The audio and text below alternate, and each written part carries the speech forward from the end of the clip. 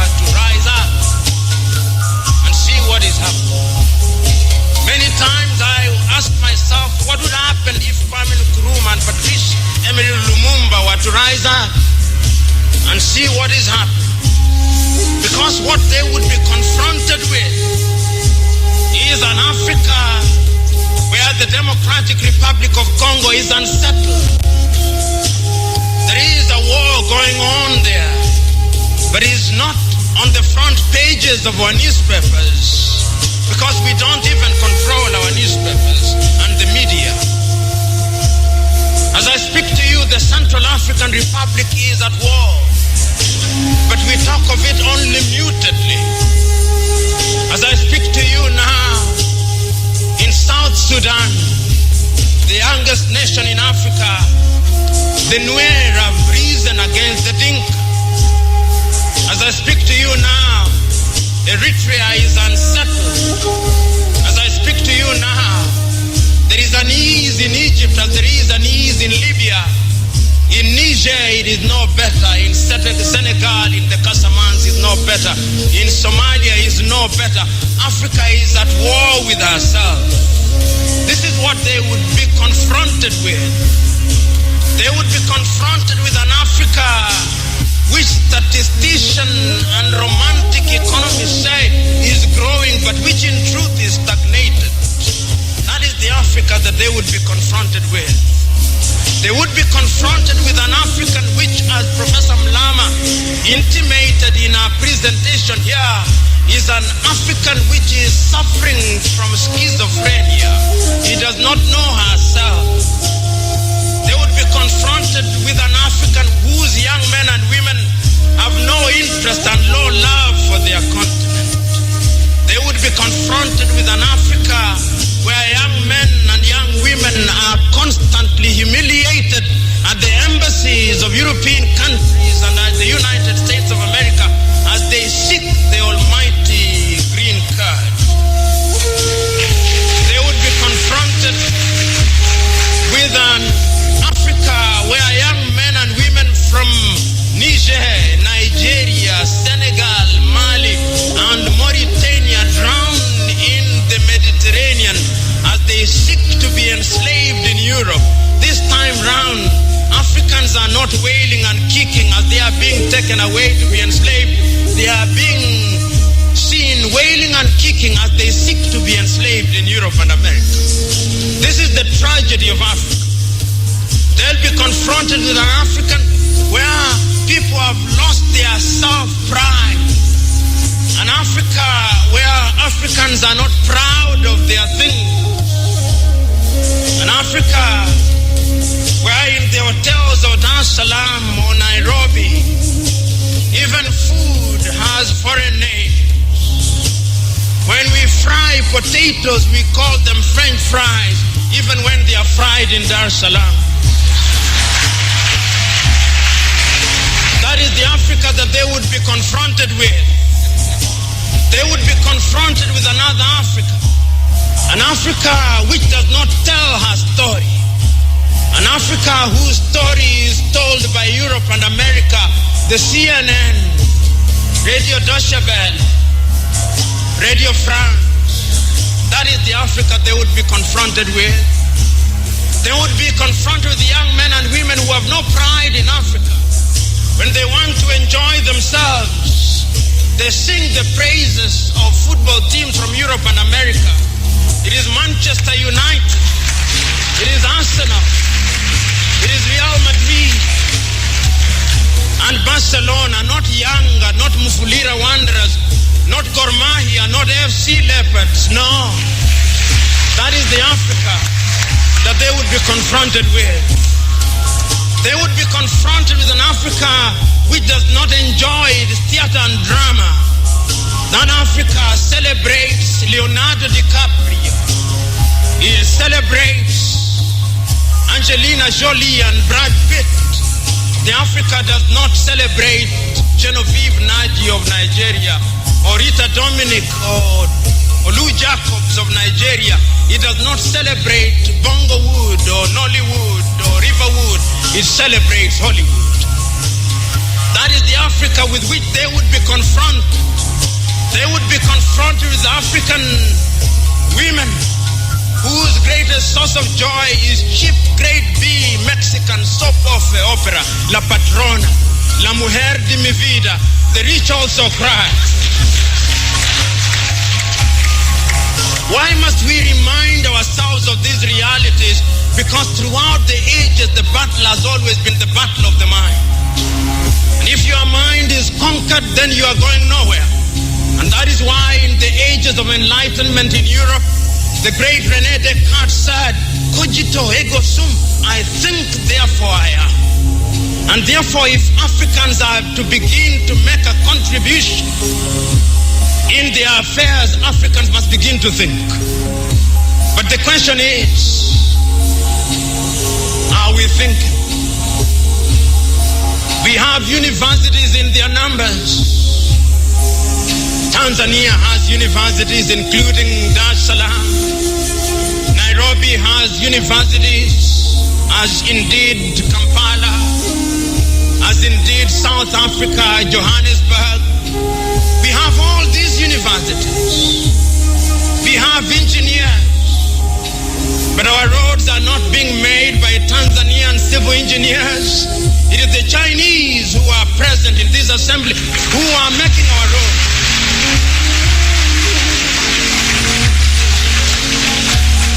So we have engineers who cannot even make roads. We have doctors whom we have trained.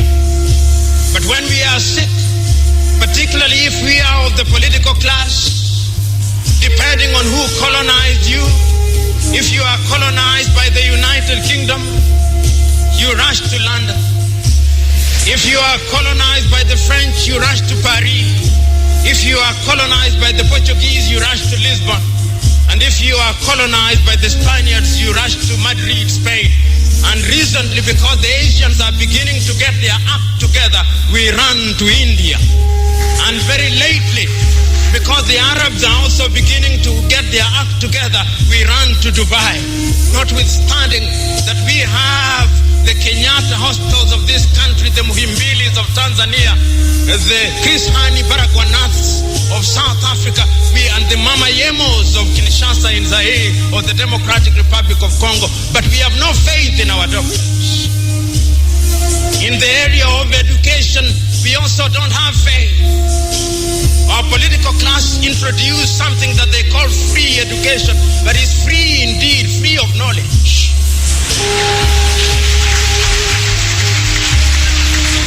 Because they are so suspicious of those institutions that the typical African politician would not dare take their children to those schools.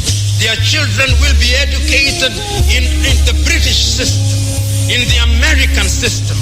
so that when they graduate, they go to the United Kingdom, to the United States. Not that there is anything wrong with those institutions, but the agenda is wrong because our leaders long lost the script and ought to be described for who they are, our misleaders. But we are co-authors of our own misfortune. Whenever we are given an opportunity to elect our leaders, we are given a blank check. And if you permit me a little latitude, and if you give me a blank check, and you allow me to analogize, and you say that I'm given the blank check to buy a Mercedes Benz, what we do is that when we are called upon, having been so empowered, we buy what one calls a tuk-tuk from India and expect it to behave like a Mercedes Benz. How does that happen? Because what we do is to elect thieves. We elect hyenas to take care of goats, and when the goats are consumed, we wonder why.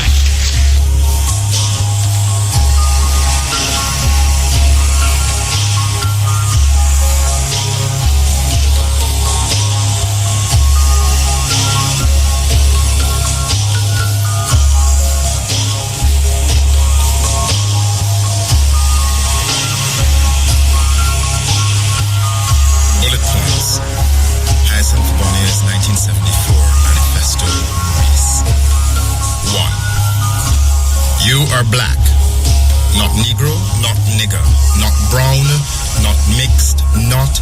You have some German on your mother's side from your great-grandfather because no one can see that anyway you are black. This is how you dance to Calypso. 2. Be proud of being black. Of course your hair is woolly because you're black and it's beautiful. That's why it's in an afro. Don't let anyone cut your hair again as long as I'm not around. 3. Your father called, he said happy birthday.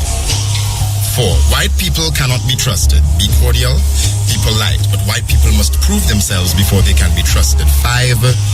Don't ever bring a white woman to this house whom you would not bring if she were black. Example, if you wouldn't date a black waitress, don't parade a white one in here. 6. In fact, don't bring a white woman in this house. 7. Marilyn Monroe is not a loose woman. She has the right to make love to whomever she chooses. This is how you jump to Calypso when you're crossing the Savannah stage. 8. Do not bring a white woman in this house. 9. Indira Gandhi is the most important black woman in the world. This is how you trip to Calypso late Tuesday evening when you're tired. 10. Indian people are black people too, it's just that most of them don't know it. 11. This book is by Linton Kwesi Johnson. Read it. This book is by Sonia Sanchez. Read it. This book is by Walter Rodney. Read it. Stop running. This book is by Charles Dickens. Read it. This book is by Enid Blyton. Read it. This poem is by Kamal Braffett. Memorize it and return in an hour. 12. A is for Africa, B is for black, C is for culture, and that's where it's at. This is how you're fed hard during last lap when you catch your second wind. 13. Your father called, he sent these things, he said Merry Christmas. This is how you get up Ash Wednesday morning and go to school, no matter how much rum you drink Carnival Tuesday. Your father called.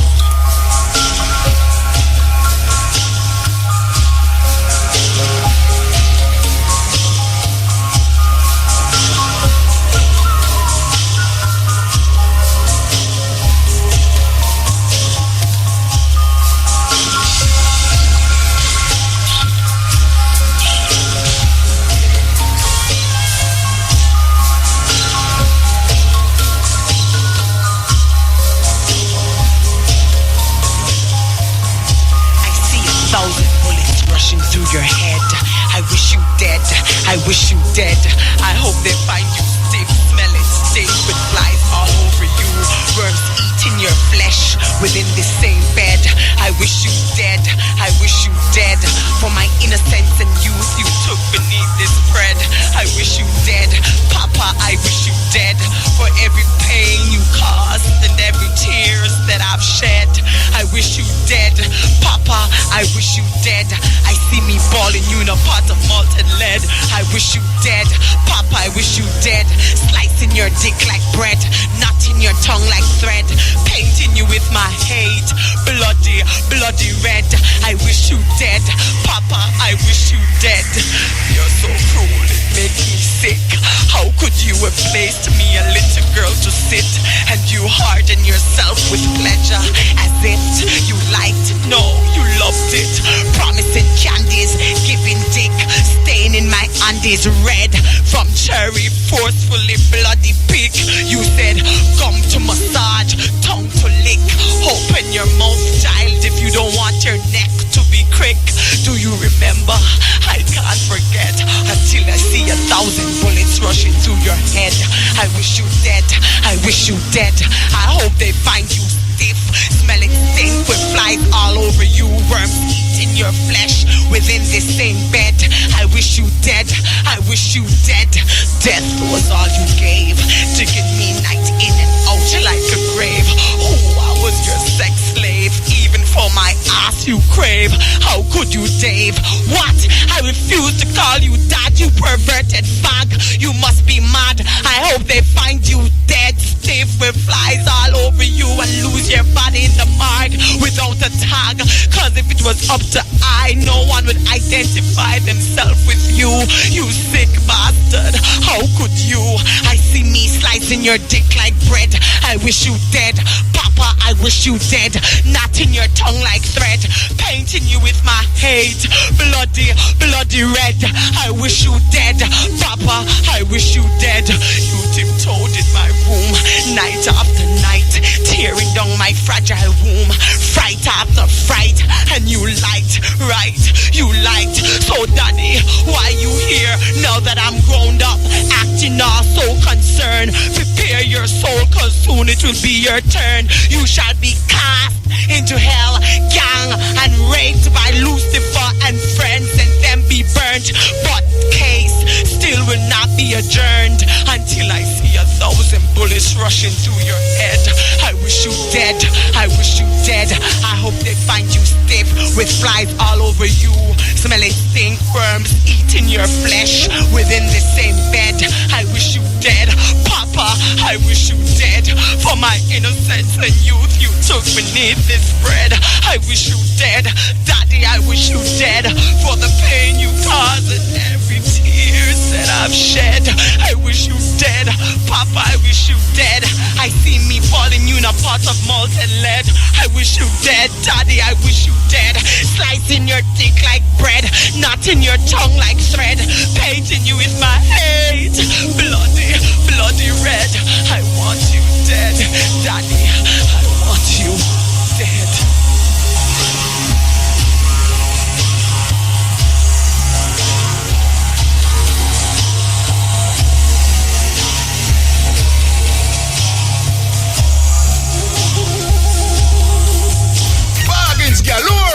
We there with you Wednesday, cutting edge, you know them we there, you know, say we play the first half hour with that place well and half hour because we, in about 10 minutes into the program we start the program. We play some little clips there for just draw your attention to certain things. Because over the years, people here we talk about Africa, and people here so we go in Africa, we come back, we talk about it, we go and we come back, we talk about it, and then people here on the news about the turmoils and the all sorts of problems we're in Africa. And yet, we hear about all the World Cup are going in Africa, we hear about all a whole heap of nice things are going in Africa. Well, you know, so people still have a perception and a perspective of Africa the way. I try to figure out how is it that the invaders embedded something in our so long and drawn out that after 400 or 500 years we still maintain those thinking about Africa. Even though, like in a Jamaica, no white people are there, so I tell you about Africa this and Africa that, and wild people there. But we are actually say it for ourselves. No, I want play a tape here in the night. Well, I'm going to play it after I do this interview here, because this interview here is very important. RFM Health Fear. I want to play a thing here with this person for show you how these preachers in the church mind is so warped up about Africa and black people, even though them black. Because right now, white people don't need for brainwash we into white supremacy. Because them don't do it already and them just leave some of them lackeys and niggers here for just continue and perpetuate white supremacy even in a black skin. I want to play a tape by a person, preacher. I preach on the pulpit to black people against black people. They do hear that. This black man, and I tell you what, master, I'm going to make you hear it though. I'm going to make you hear what this man on the pulpit, church pulpit, I say, towards black people. And this is a black person in a black church. You will never hear nothing like that. And, I mean, you're not going to hear nothing like that. It's the weirdest. I mean, the man, and hey, you have some person in Jamaica, you know. You have some person in Jamaica, believe you me, you know. When I even say person, you know, Christian in general. I don't know about Monica, so, but cause she could have everywhere, you know, but Africa neither, even though she twist up her hair and make it look like locks, but what? Me say, you have some Christian in Jamaica, them no want to hear nothing about Africa, nothing at all. Anytime you start talking about Africa to them, it's like you talk about the love of Satan. Anytime you start talking about Africa to them this D in Africa, them despise Africa, them things say Africa is the world so you can't talk about. If you start talking about New York, you know, them no mind talk about New York, but if you ever start talking about Africa to them, if you ever, the weirdest part of it, you know, these Christians don't know that them first connection with Africa is in the Bible. Them first connection with Africa is in the Bible. But guess what? Them not teach geography at church. So all the past himself I talk about Africa and don't even realize Africa I'm talk about. And most Jamaican people have Bible at them yard, but them not read it. If you ask most Jamaican people about the Bible, them will quote something where the past and say. But when you ask them which part of the Bible them see, them going to tell you, boy, it's in the Bible. You have a famous saying, God help those who help themselves. If you ask the normal Jamaican, where you get that quote from, they're going to tell you in the Bible. And guess what? Not like that in the Bible. No part of the Bible tell you say God help those who help themselves. As a matter of fact, it's an American man bring up this thing named Benjamin Franklin. Him first said that thing there. And how it reached in the Bible, I don't know. But you have quotes like that, where people always are quote. And them quote it, and when you ask them where them get it from, them saying in the Bible, but them themselves never see it in the Bible yet. And you have passing in Jamaica. We tell you the same thing. And if you as a Rasta go to him and say, tell me something past, Reverend, which part of the Bible you say that? They must say, look here now, I don't talk to you kind of people, you know. Because I want to talk about Selassie or God. Damn foolishness. I ask him, not what does Selassie say, you ask him to tell you, say, which part of the Bible him see where him say? Because as far as him concerned, you know, him thinks the rest have a different Bible from him. And most of them not feel so we read the Bible. But we didn't learn to read the Bible for a long time. But here we are saying now. The first book in the Bible mentioned Africa. Mentioned countries in Africa, country in Asia. There's no mention of Europe. No mention of Europe. Until you reach way up in the New Testament. Way up in the New Testament. There's no mention of Africa. And when you go right through, even the father of the two, well, I'm going to say the three major religion them, Abraham, Judaism, Christianity, and Islam, Muslims them. Those three religions have them genesis in a man named Abraham. Abraham is the father of Judaism. Abraham is the father of Islam. And Abraham is the father of Christianity, because Christianity evolved out of Judaism. And Abraham come from Iraq. Abraham is an Iraqi. Abraham come from Iraq, from a place named Ur. Him not have nothing to do with Europe according to how them say the story, because you know the man them who are write the story, whether it's true or not, them are write the story from a place geographically located in Africa. So when them create the mythology, it them created centered around for them own environment. Now when the pastor preach and you start to mention all Ethiopia to him, it make the people them who hear Rasta talk about Ethiopia like say, oh, where we get them foolishness from about Ethiopia in the Bible? Which part of the Bible you see the word Ethiopia? Hey, you have some idiot, hey, it can't hurt me, you know, Rasta. It bought me hear people about talk, you know. Which part of the Bible you see Ethiopia? The first country we mentioned in the Bible that is recognized to most people is Ethiopia. The first country.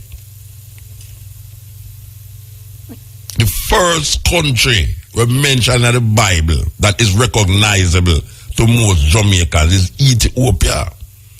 But when you go on the street and you tell a man about Ethiopia, I'm saying, look, you know, Mutabaruka bring no Rasta talk to me, you know. But then the Rasta thinking, you know. Which Ethiopia? I want to make up this thing about Ethiopia. Ethiopia, they don't know Bible. And them other man 23, you know, almost like they want to lick it down because you say Ethiopia. It's like a curse, you know. It's like, oh dear, you forgot to say Ethiopia in the Bible. It's like if you have a, if you no, boy, I tell you, this thing is deep, you know. It's deep, Rasta. It's really deep. Because here is it that some people are write a book, and they write the book centered around places existing or not existing. No, boy, I tell you, this thing is deep, you know. It's deep, Rasta. It's really deep.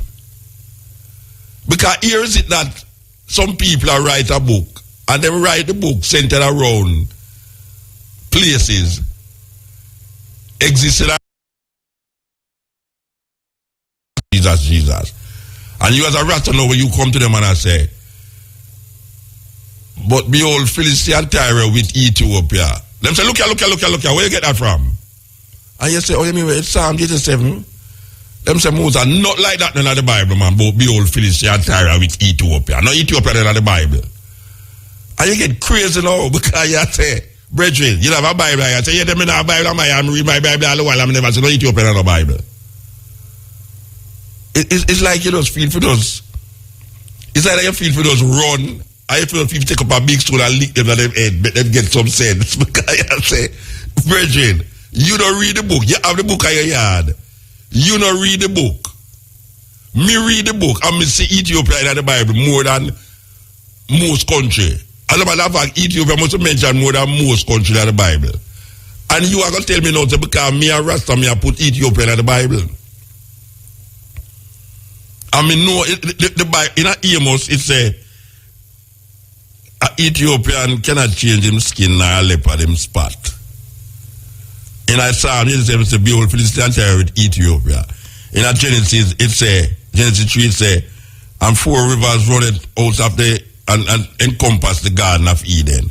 And one of the rivers was Gishon, which encompassed the whole land of Ethiopia.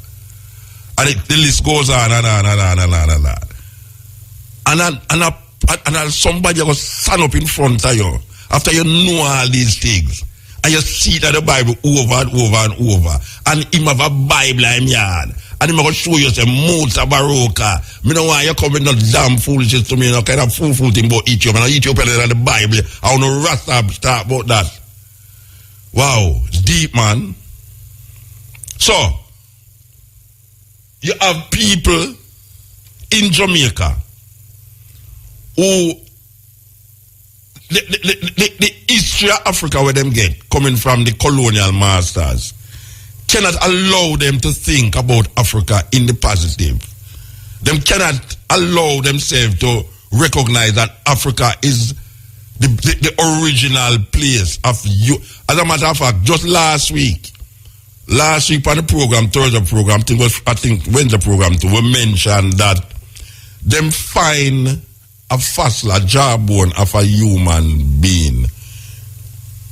The oldest fossil, it older than Zenkenesh, which was the oldest fossil them find of a human being, which is a female fossil them find, which them date 3.5 million years. And guess which part them find that? In Ethiopia. And then last week or week before or whatsoever, them find a next fossil now that date beyond Zenkenesh, what them did find originally. And guess which part them find that again? In Ethiopia. So that's an ordinary thing when you say Rasta go straight to the root and the stump rather than take the branch. He's going to look for theme God in Ethiopia, theme origin in Ethiopia. And guess what? The ideas that the Greeks have about the Ethiopia, the land of our fathers, the land where the gods love to be. The gods that these people create, the Greeks and them thing there, reside in the mountains of Ethiopia. The gods where the Greeks them create reside in the mountains of Ethiopia. And then when the Greeks them go to Africa, south of the Sahara, and see these skin of these people, they must force to say, it's the sun burn them. Thus the word Ethiopia. Ethiopia mean land of the burnt faces. Ethiopia is a Greek word, mean land of the burnt faces. And there's an older name, Kush. Kush, fire people. Land of the fire people, Kush. And then you have Egypt. Egypt in Africa. We never know that when we did little. When we did little, we never even think about Egypt in Africa. I think say Egypt in the sky or somewhere. Come and learn geography, then we're there. We learn geography about South America, Central America, and the Americas, and them things there. But in terms of Africa, I start to call the countries in Africa, Libya, Liberia, Tanzania, Botswana. Me never know nothing about them things there. Me never know nothing about them things when I go to school. Yet till it did there before we go to school. So we never know them things there. But we could have tell you about the state them in America. We could have tell you about England, London, Bristol. We could have tell you about Scotland and Wales and the British Isles. All these things we could tell you. But we never know. We hear about all Richard Burton, and we hear about where the one who go to Tanzania name Livingston. Livingston, the white people them who go pilgrimage in Africa, Richard Burton them, all these people. We come across them by the way. But how we come to them is through Tarzan.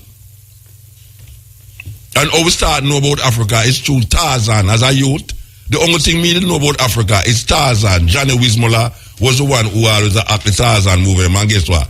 Johnny Wismola never got Africa yet. Every Tarzan movie where him act in Hollywood, them set up the place to look like a jungle. Me go there already and see it. Me carry me little daughter there and them will show you. This is where all of the Tarzan movie them with Johnny Wismola star was created. And them show you the jungle them. Just like how Disneyland set up them place now where you can go in a different cities by just walking from one city to the next. The man them set up the place look like jungle. And Johnny with my lad swing pan was like him, all them madness there. And that's our recollection of Africa.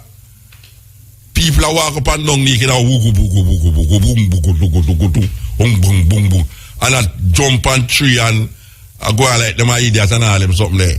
We never did know that there was a next side of Africa that was given the world civilization, the first university, the pyramids, Egyptian gods and pharaohs and yes, Egyptian, Ethiopian, Nubian culture, clothes, refined.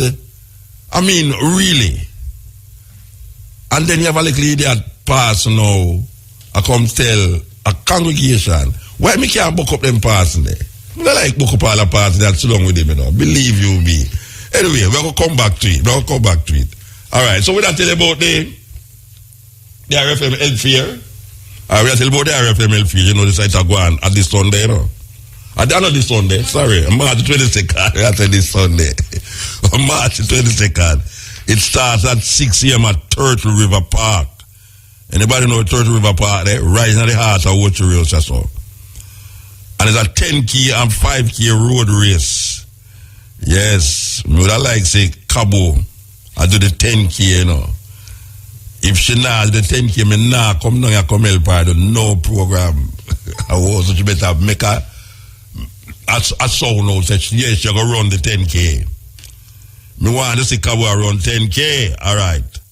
The 5K is set to start at 7 a.m. at the old entrance to Pearly Beach in the vicinity of Duns River Fall. It will end at Turtle River Park. The 10K is expected to start at 8 a.m. somewhere in the vicinity of Draxal Estate at the top of the hill approaching the first turn into St. Anne's Bay from Ochorillo's end. So you know, say years ago with the door, I reckon they do this already, you know. It was wonderful, really. It was wonderful to see some of the people at the early morning there. I take the walk and I trod and gather up in the park up there. So, what them call a park there again? We never what them call a park. But no, another park we're going at this time. It's Turtle Beach, Turtle River Park. This is where it's going to take place now. So on the line now, we're going to talk to Noran Price. All right, make we hear where I said, blessed man. Hi, Mota, how you doing? I'm doing quite fine, sir. You're the man who will run 40K. 50, come on, man. Everybody can run 40K, but run 50. All right, sir. All right, so this look like a big thing going on so in a watcher in the morning, early morning. Definitely. All right, so explain to the people them who actually really, where the purpose sides? Well, two purposes, the main one being charity, because part of the proceeds from everything that's happening on that day is going to St. Anne's Bay Hospital. That can never be a bad thing. But also, it's Wait, say everything will happen on that day, what? Part proceeds going towards St. Anne's Bay Hospital. Oh, I think you say all the people are going to fall down on the road and go to the hospital. Man, nobody will follow. We have the doctors there. Cabo. Yeah, but there are some doctors there checking. Cabo, go down to go hospital. Have doctors after. You sure say Cabo now for go hospital when you done? Big truck in Cabo, come on, man. It's probably only 2 a week. Okay, all right, sir. So, everything you say going to the St. Anne's Bay Hospital? Yes, that's the main charity that is going to benefit from part proceeds of the health fair. So there's something specific that the St. Anne's Bay Hospital need why you're targeting the hospital? Or you just people just give them some money? No, it's not specific. Money is a specific thing because it's a hospital, you know, they need so many things the hospital needs. I mean, it's right now, how many other hospitals in that vicinity? Now, that serves so many different communities that, you know, anything we can do for the hospital. Yeah. All right, so the charities for the hospital And you intend to collect that money then now? You have to pay for join the race or it work? We have a registration form that is available both at the office and at IRF on the website. Mm-hmm. The form, it's nothing too much. You know, it's a simple form to fill out. Somebody get the numbers, and then the payment process is going to be explained in the form. All right, so how much is the payment when you pay for the 10K? For the 10K, all right, we have different prices. For the participants themselves, it's $1,000 for individuals. All right. And when come around $1,000. All right, when you pay $1,000, you can win something. No, you win a healthy day of exercise. That's the Then wait there now. A man I go pay him $1,000 just for walk, for come show us him what so pay. Him go and everything for the hospital, they must think say why when they pay him I go win something when they reach on the bottom. But remember, he's hanging out with IRM all day. Okay, that's an incentive. The incentive. He's getting health checks, free health checks, free eye checks, free heart checks. Hey. They have Kids Village there if you want to bring the whole family and come in to run or just to enjoy the day. But wait there, so the participants who pay, is them I go get the free health check or is everybody who come there? Anybody who comes into Turtle River Park who has paid for the admission into the park, they have access to. Okay, that's the way I say. Entertainment, all that kind of stuff. So you say now that a man can walk and not pay, but when he reach a Turtle Park, him now get to come in. No, have to be registered. Okay. The general admission, if you just for the park itself, that's $200. $200 to come to the park. Yeah, but then if you're participating now by yourself, it's $1,000. All right. So when him come to the park, what happening there? Musa walk up and down attack, or that work out? We have two broadcasts because Sunday morning is very, very, very big. So you have yourself and Kabu there, broadcast Sunday morning from 6, and we have Sunday Sunshine as well. That's a big year. Yeah, man. So they're gonna have the IRA crew there. You're gonna have on air. You're gonna have people on the ground. We're gonna be there, run up and down with everybody who comes in. So it's gonna be a nice fun day. And like I said, you can bring. And you're gonna have artists a pass through as usual, and them something there. Yeah, we have a gospel concert. Okay. Sometimes in the afternoon, while people park. Anytime IRA do anything, you'll see people just literally turn up. Turn up, yeah. If you want to surprise, you go to somebody to turn up, you wouldn't believe. And they will probably be running with you. Yeah, me not run, You could have deal, me not run. So. What, you not walk, if you don't No, me not $1,000. But one more thing, if you want to join as a team, nowadays you have some people running teams. Yeah. So now it's $15,000 if you have a 20-member team, and that can be whether from a business, from a school. $15,000 for a 20-member team. 20-member team, and you come in decked out in your shirt if you want to put them on, and run as a unit, as a team. Because at the end of the day, yes, it's a race, but it's really it's a fun thing for your cars. It's a fun for your cars. Absolutely. And remember, at the end of the day, if you come out a little healthier, not just by running or walking or exercising, but there's going to be so much stuff. You have blood pressure check, blood sugar test, HIV test, prostate test. Literally bringing the hospital minus a certain key things to ultra rails. And I mean, there aren't any runs in ultra rails now of this size. So, IRFM as usual, we are the ones who are kind of championing it. So, Sentan, the whole environment, guys, come out, participate in the run, meet the IRA crew, I just have a good health. So, let me ask you a question. The general manager, I got the 10K or the 5K. That's what me want there, Come in, I will find out which case she doing. She have to go weird shots that day there, that's what me want there. Come in, never sign a shot, take me out of some suit clothes like, or some denim pants. Yeah, no, me want sign a shorts. Me want to see my general manager in shorts. Or that is a request. I remember when I book her up on the beach, like I make she gets a WhatsApp and see her like Lisa Anna. Me want to see her like Lisa Anna. Well, that is a request you will make to your general manager. I'm making publicly, I know. I'm making publicly. I expect to see you there as well. So she now go there. No, well, if me and Cabo do outside broadcast, me go there. I mean, me never know. More if you walk at least. No, wait, no, man. No, straight from the point, Rasta. And the general manager me attack. You Mr. can ask the general manager which case you do it. Okay. Can somebody please, Manny, can you tomorrow morning go to I will see them. They be ask like which one of the There's cases, you know. And I don't, she's not supposed to wear a long dress. Okay, yes, sir. There is also what you have a wheelchair category as well. Oh, and there's some you on there. And the wheelchair be wide. And the wheelchair be wide. Comfortable. For those people who run with their kids, who have your kids come in to participate. Yeah. Any child under 12 has to have a parent, has to have the parent's consent signed for them to participate in the run. So a lot of kids, they're going to want to run with mommy and daddy, but just make sure you have them signed up properly. So when you go to the website for the form, just make sure you get their So there's a different price for the little kids them who are going to take part in the race, because I know a little youth would have win it. No, it is still the same. Same 1,000. Okay. Admission price, yes. All right. But to fill out the form, make sure that we have all the information that you have, whether if you're allergic to anything, if you have any kind of respiratory issues. Yeah. But we want to make sure that everybody's safe here. Yes, yes. So the more you tell us, the more we can, make sure that everybody has a good time. All right. Well, we look forward to it March 22nd. The Next week, charity Health Fair, IRFM Health Fair, once again. How much time I already do it already? This how much time I know. Because I know me take part night one time already. I don't remember how much time it go, but me I tell you, if it was anything like the first time there, wow. We're expecting a lot of people. Yeah, of course. At 6 a.m. in the morning, a whole lot of people turn out, trust me. Yeah. Yeah, especially like the run. After we do the run, we want to just stay, enjoy the concert, enjoy the stuff we have going on in the Turkey River. Yeah. It's all that stuff. So come out, make a day of it, hang with Irie, enjoy yourself, have a good healthy day. All right, give thanks, Virgin. Thank you, Muta. Yes, that was a connection there.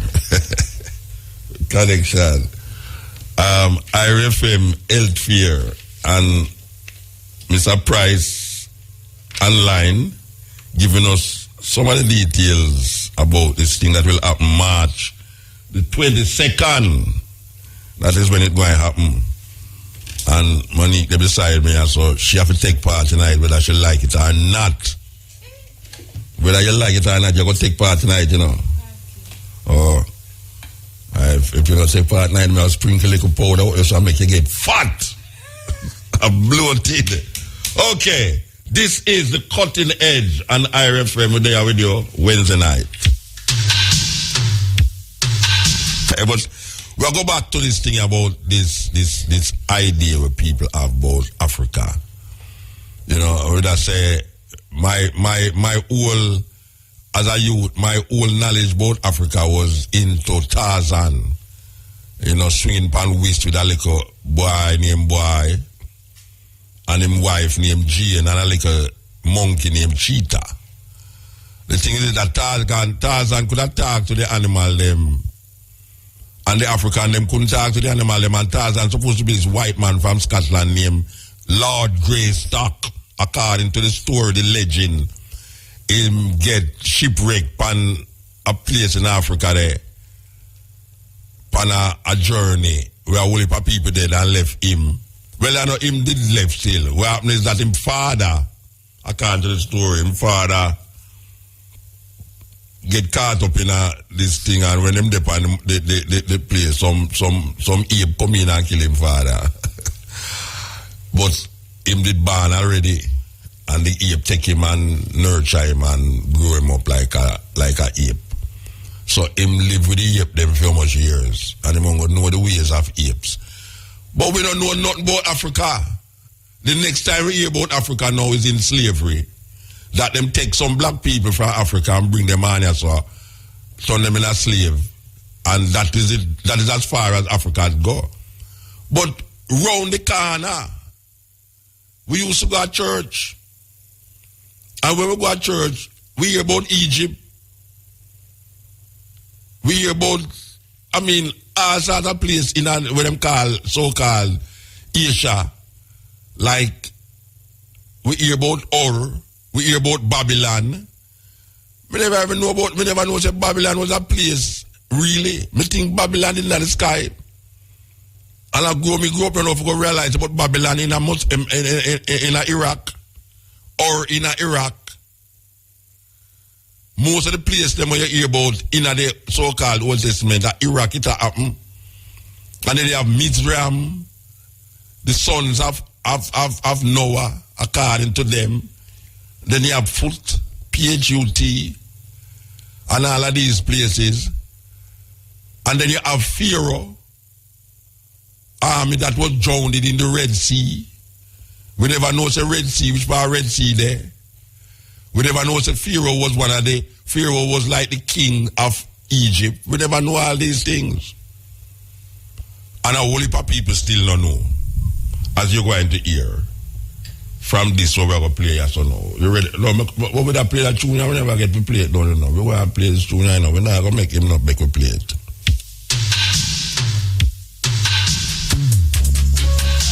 Seriously, the most dangerous thing that exists in the world today is beyond color. I'm not about that, but y'all raised it. If you start it, I'll end it for you. Don't start nothing, it won't be nothing.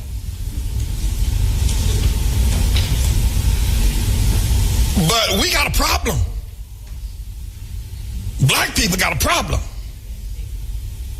Now we can move to color blindness and always look at the man by the content of his character, never the color of his skin. I'm down for that. You get my vote. Yay and amen. I'm for that. But before we get there, we need to hear some truth. Black people and white folk. Black people got a problem. And it's a God problem. When black people see the world, I don't care. You can train them. You can train a black man to be a physician. You can train him to be an astrophysicist. You can train him to be a lawyer, but you can't train him to understand the world. He doesn't know. I'm telling you. There's not 2 cents worth of difference between a mass murderer. There's not 2 cents of difference between a petty thief that's locked away in prison than a black doctor when it comes to understanding the world. Listen, you listen to me. We got to deal with this. And we need to begin to acknowledge it, talk about it, ask God to help us, because only God can help black people where they are. Black people had Africa, that big old continent over there. They never built one boat that was seaworthy. Not one. There's not one monument in Africa, in all of Africa. I know you're talking about Egypt. Egypt is not Africa. There are no great cities that were built. Even before the first colonization of white people coming to the shores of Africa or the slave ships, black men built nothing. No sewer system, no houses above one level, and none of them made out of stone. All of them made out of grass and wood. Black men, before the white man ever got to Africa.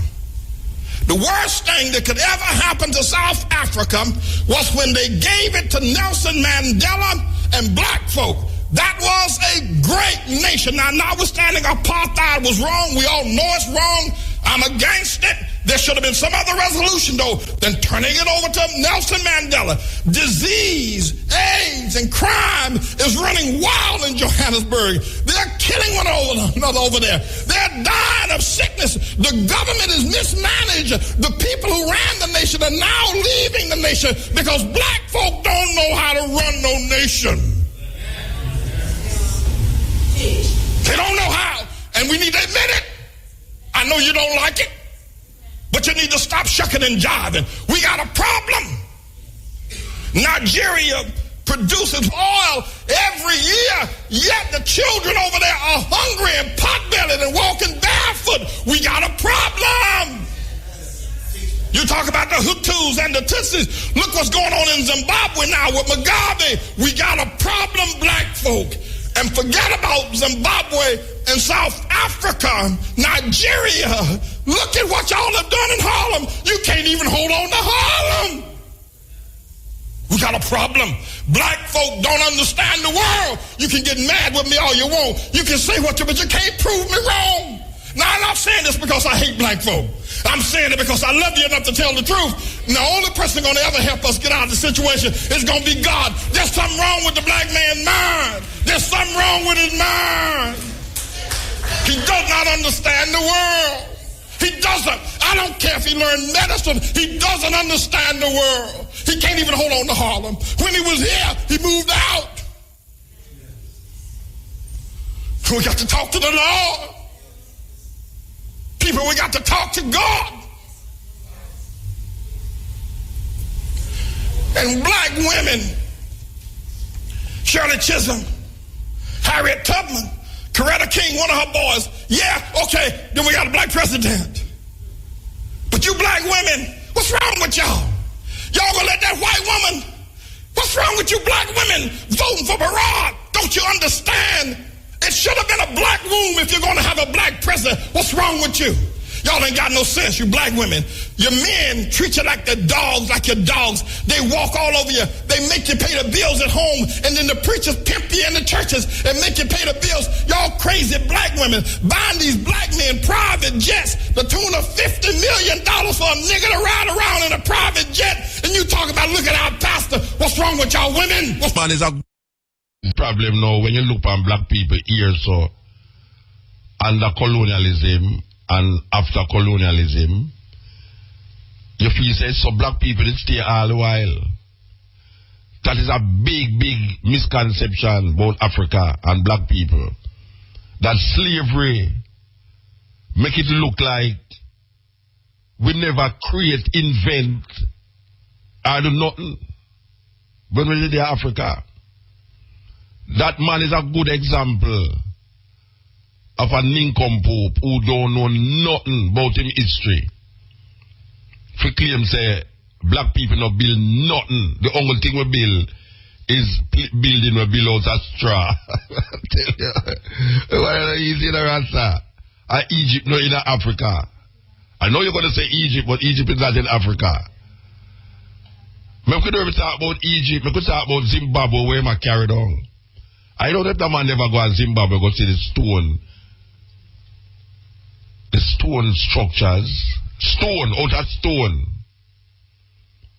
I don't know if the man they ever go in West Africa, in Ethiopia, go see structures. The man said black people not build nothing. This is a preacher on a pulpit attacking congregation. We are trying to tell black people, say black people we in a mess. Of course we in a mess. We in a mess. Black people in a mess, a serious mess. But for sure, history, for tell we say, we never do nothing in Africa. And we never, I really do so long in Africa and I build straw house. It totally eradicate the message where I try to bring across. Totally eradicate it.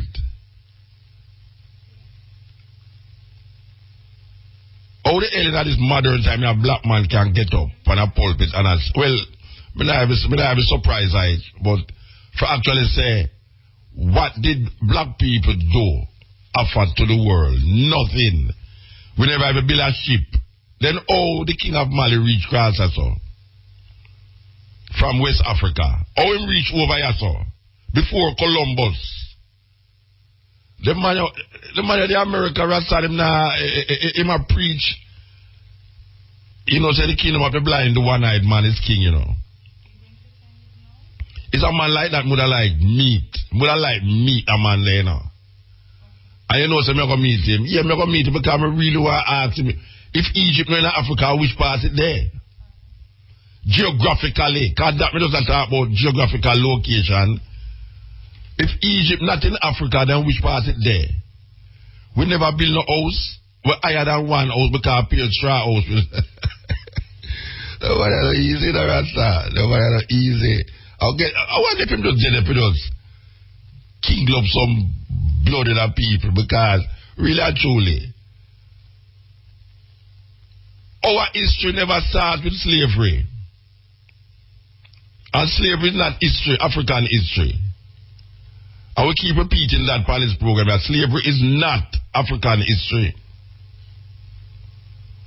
And when you take a people out of their own environment and put them in a strange place, and you put them in a shuttle like cattle, because the word shuttle come from cattle, you know.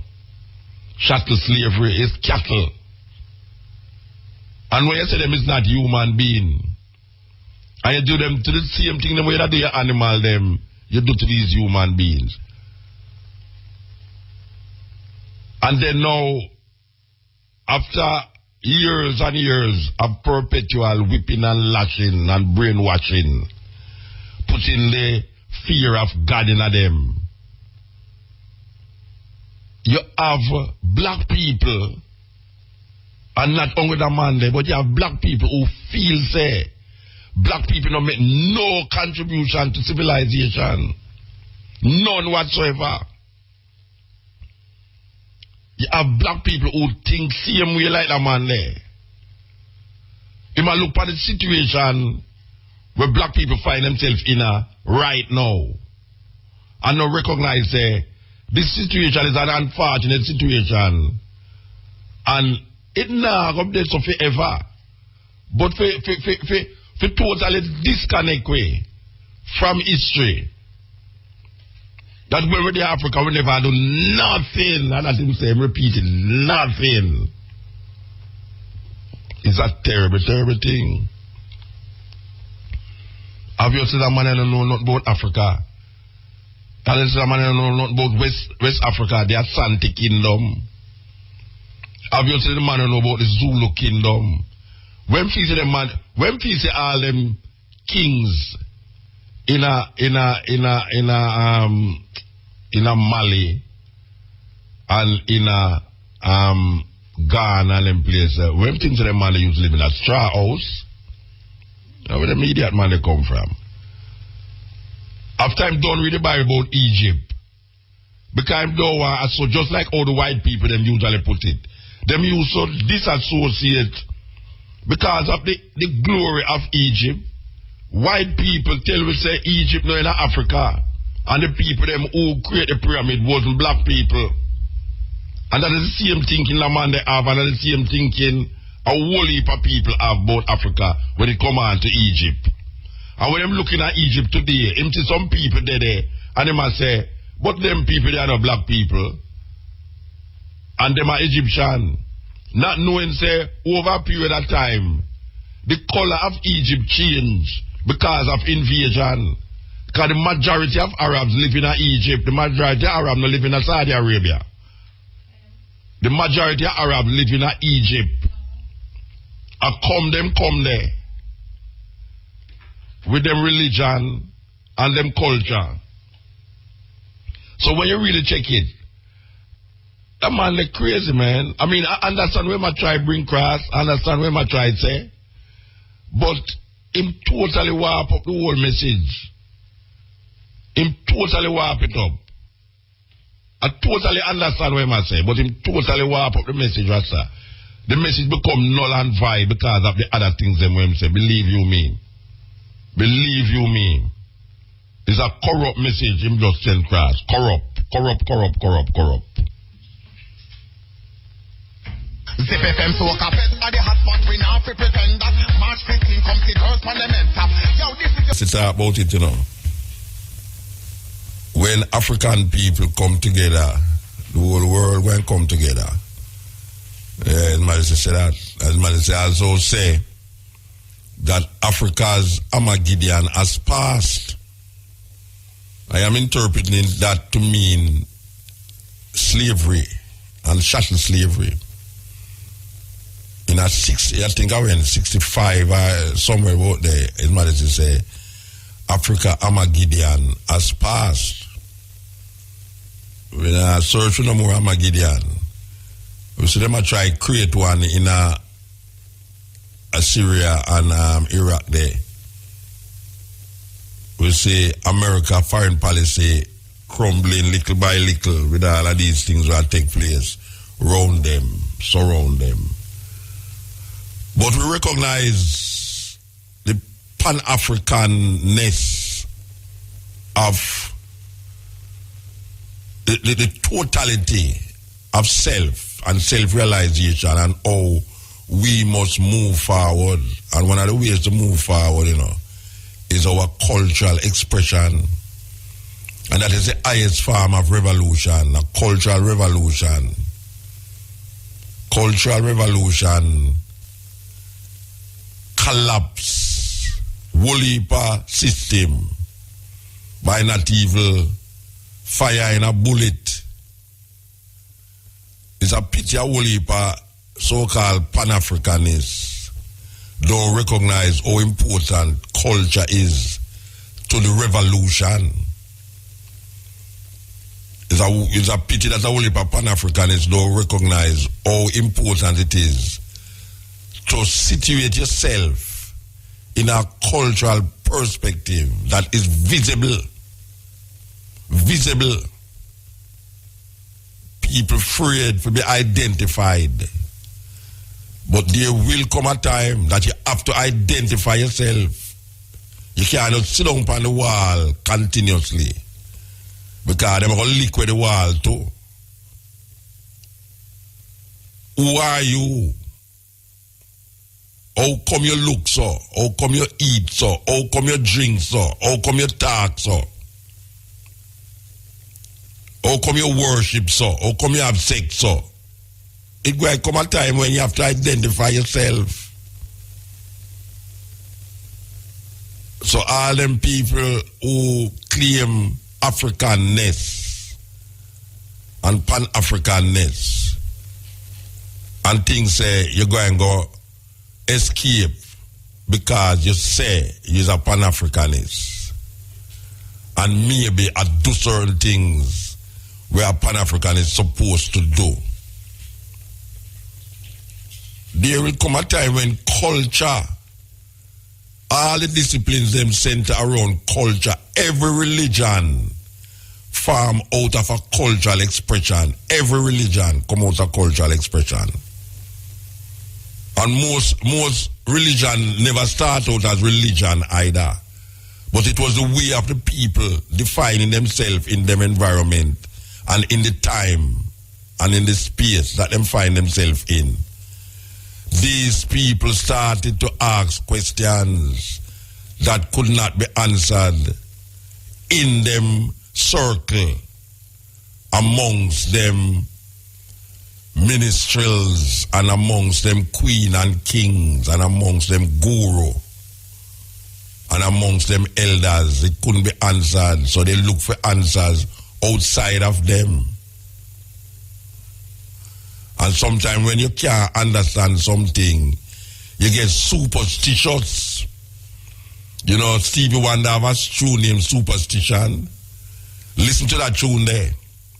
Stevie Wonder tune named Superstition. And read the word, check the words of that song there. Sometimes when you don't understand something, it leads to superstition. And that is what happens when man, in a cultural expression, trying to define himself in the fullness of life and the fullness of creation. He wants something to explain that. And the elders couldn't tell him what the elders, the people who ask the question becomes eventually become elders and start to explain it from their perspective. Thus, the creation of God, a man in a different environment create God to suit him cultural expression. The problem with it is that black people who have God lack allow a group of people to enslave them and steal them cultural expression and make it become a religious perspective and give them back as just a little leaf, not the root. But when you start to go back to the root now, you know, the same black people then begs and say, what kind of foolishness is that? Or you come to that? Because if you now use the slave master logics to define yourself, you either is outcasted or they call you escapist or just downright stupid. So all of the things them where we define in our expression is based upon a next man's cultural expression. It have nothing to do with we. Nothing at all. The clothes we're wearing have nothing to do with we. Nothing at all.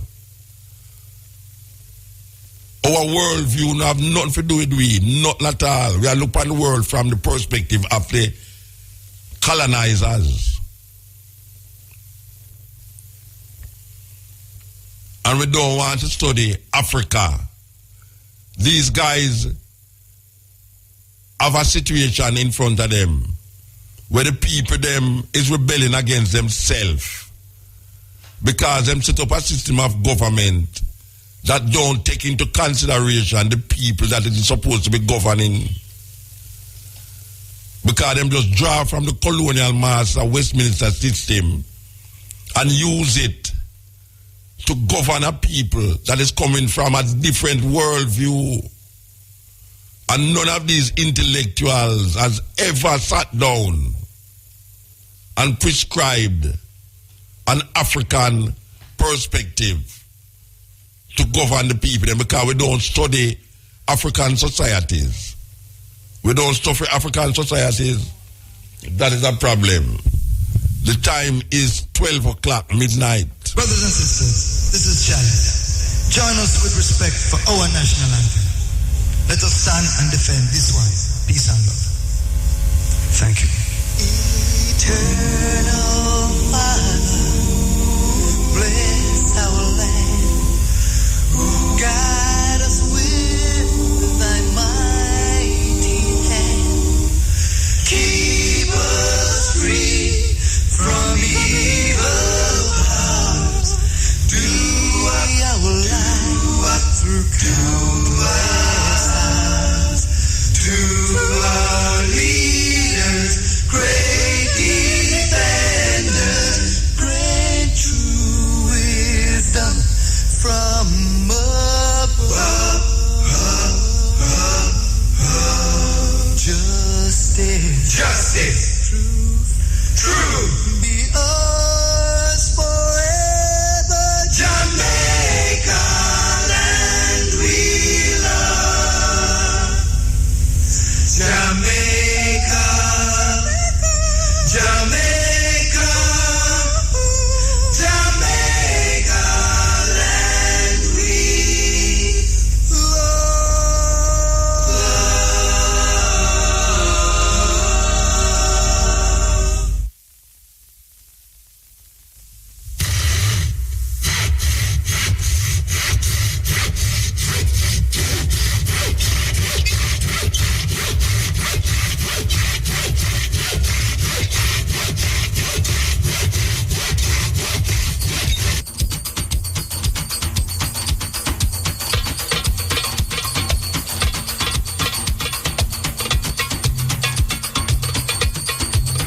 Yo, I go on, man.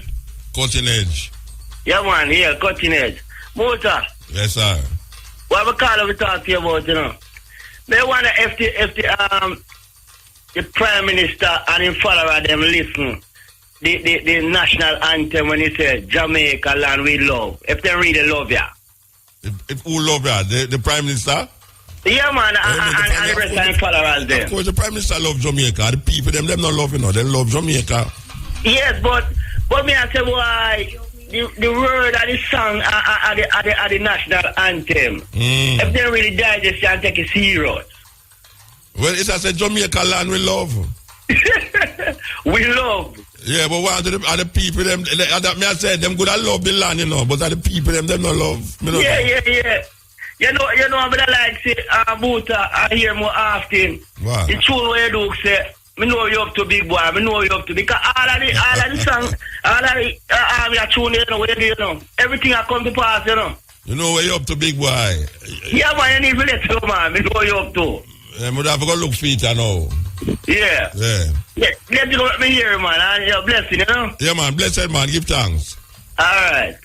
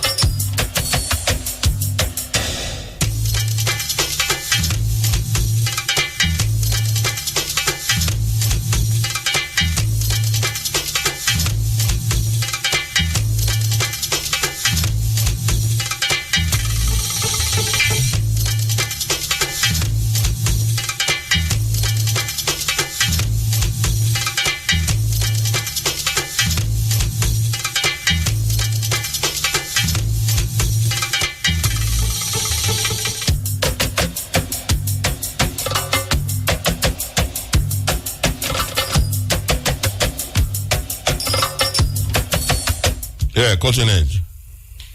It's greetings out of Congo. Ah, blessed man. Long time I don't hear you, man. We listen a lot, you know. It is good. It is all part of the thing, you know. All right. Yeah, man. Yes. You know, say, the situation black-wise, you know, is with the INI nation, you know, is a bribes with this Westminster style system. I say, if you even look on it in Jamaica, yeah, so where the Chinese and the Indians and other nation of people, they're not too business with which party in power in Jamaica.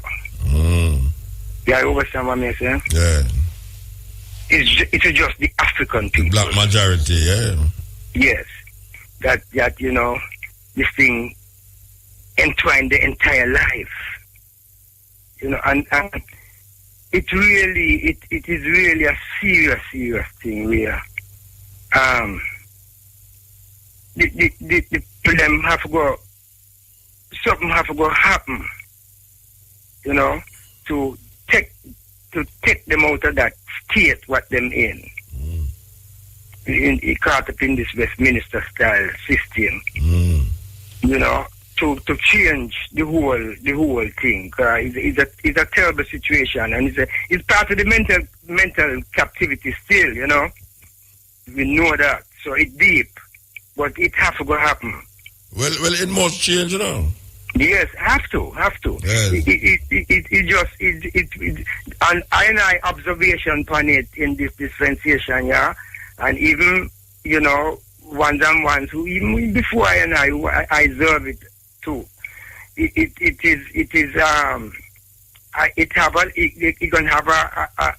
gonna dictate the falling of the CM, because the first thing is to know. And then everything else come after that, you know? Yeah. You know, say, move on from this, so. You know, say, we there with Sister Ita family. Up in the Belmont. Yeah. Mountain there. And we are IT upon the Rastafari nation. You know, and I tell you, Congo, we have come a long way, but the journey is there to continue. And the situation where we reach you now, it is very important for the pressing forward of who, because his levels me see in the nation, you know.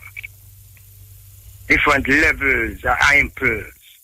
And it is important for impulse who is on that level of carrying the torch of black eye primacy to just hold that stand formation, because there's a lot of different schism that is very unwanted within the scheme of things. Yeah.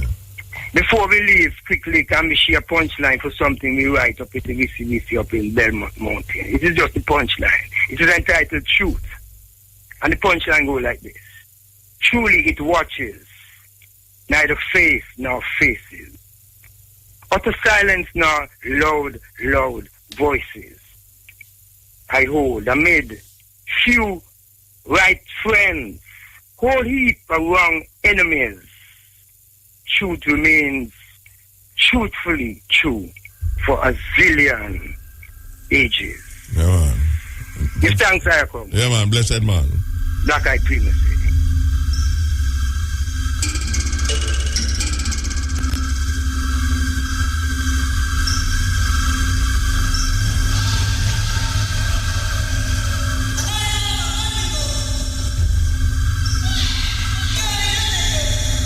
Yes. Cutting Edge. Greetings, Mutabaruka, man. Blessed man. Yeah, you know, I contact you about an issue I have on these vaccines. Yeah, I have a youth in school right now where, you know, them I said, you have to get the vaccine. And Mandatory. get them vaccinated. Yeah. But I did give them an exemption letter, in regard to not vaccinated him. So I said, I have a couple of days, I have a week or so. Wait, you have to talk firmer than that. What you say? You give them a letter, exemption letter. Yeah. Who you get the exemption letter from? Well, I prepared it, Oh, you prepare the exemption letter? Yeah. Okay, and you give them it a what? Me say no. Yeah, so the nurses come to the school, and them say it needs to be vaccinated. So them give I a week to get it vaccinated, and them give I a letter. We say if I don't vaccinate him, the youth not come to school. Them say I could be prosecuted. Oh yeah, because it's a mandatory thing. Yeah, but I say even the Ministry of Health quotes that your health is your responsibility. Yeah, but when them say them prevent you from it, make another youth get it because you not get vaccinated. According to them, your youth would likely get it quicker than the youth them who get vaccinated. So you might your youth would have carried go somewhere outside of the school or somewhere. Or you could have seen say you go kill off your youth. Yeah, but I've done my research and I know I've found out what these foreign substances actually have in them. You know what I mean? And I refuse to give it to my child, and I said, if the immune system is so strong, to consume all these vaccines, then it should be that strong, to resist the virus. And I have my own natural way of building the immune system. Like what you do? What you do to the youth to build the immune system? Like share to the people them. Well, eat naturally. Like when you say eat naturally, what you mean? Because when you say eat naturally, what you mean? Well, natural food. Eat meat. Not consume any form of meat at all. Vegetables. Natural organic food, and you feel that make the youth immune to it because you don't eat pure vegetable. That is what you say in yourself. Well, basically, keep the immune system strong, and also... By doing what? By doing what? By that... But I like you share it with the people, them, because you have other people out there, So by doing what? When you say you keep the immune system... And charcoal, which is actually a good thing for the immune, for the, for fight, poisons and so. So you drink charcoal then? You mix it and drink it. Let me ask you a question now. You know of any youth will take the vaccination and dead from measles? Well, according to my research, I haven't found one as yet. You don't find one? Yeah. I haven't found one. You know of any youth that don't take it and dead? We don't take the vaccine. You never find no one neither? No, I never find anyone neither. Okay. But my point is that I've researched and find out what is in what these things. Well, you see the thing. All right. My suggestion to you is this: in your research, find out how much people take the vaccination and dead. And how much people don't take it and dead. Alright. So and then you can make a decision. Alright. So do you think it is right for them to be forcing? No, because according to them, them feel say the vaccination is a better chance of preventing your child from don't get the measles. That is how them are thinking, Because according to them research, you see, your research, them are doing for them. According to them research, the likelihood of you getting the measles is much the possibility of you getting the measles is easier than you getting the vaccine. Them do them studies and say, well, you know, people who take the vaccine don't get the measles. People who take the vaccine, the likelihood of them is dead. Now, you know, as a person now who don't understand and don't know certain things, you can say you eat natural food, and you still not do the right and proper thing because you need advice from people who know about that kind of food lifestyle to tell you exactly, say, all right, you don't have to take the vaccine. This is what you have to do. In order not to take the vaccine, this is what you have to do. Now you live in a society where them now listen to that. Them might say mandatory, you have to get it, or you pick it now, get to come to school, and them going to lock you up. Because they might say you put the child in danger of getting measles and getting whatsoever. Yeah, well, at the same time, you know, you know, if at the same time you have Jehovah Witnesses where them go extreme in not giving blood even to them own. Even if them own are go dead. So you see that? Well, if your son ever dead, and you have the blood to save him, you won't get it. Yeah, but me just I use that as an example where you know, it's based upon their religious beliefs. You know, them refuse. Them prefer the youth dead. Not to. No, me not prefer the youth. No, the same day. No, the Jehovah Witness. Me attack not you. The Jehovah Witness. Yeah. Well, according to them and them belief, you know. Yeah. You know, and me, I say no, you know, me no want none of them foreign substances there in my youth body, you know what I mean? Because based on my research, the first vaccine that was created was in 1796, you know, and the Holy Bible, you know, was written before then. You know, what were those people doing? Well, maybe they never have measles. Them never have measles. Maybe they never have measles. We don't know. Maybe they never had the measles. We don't know.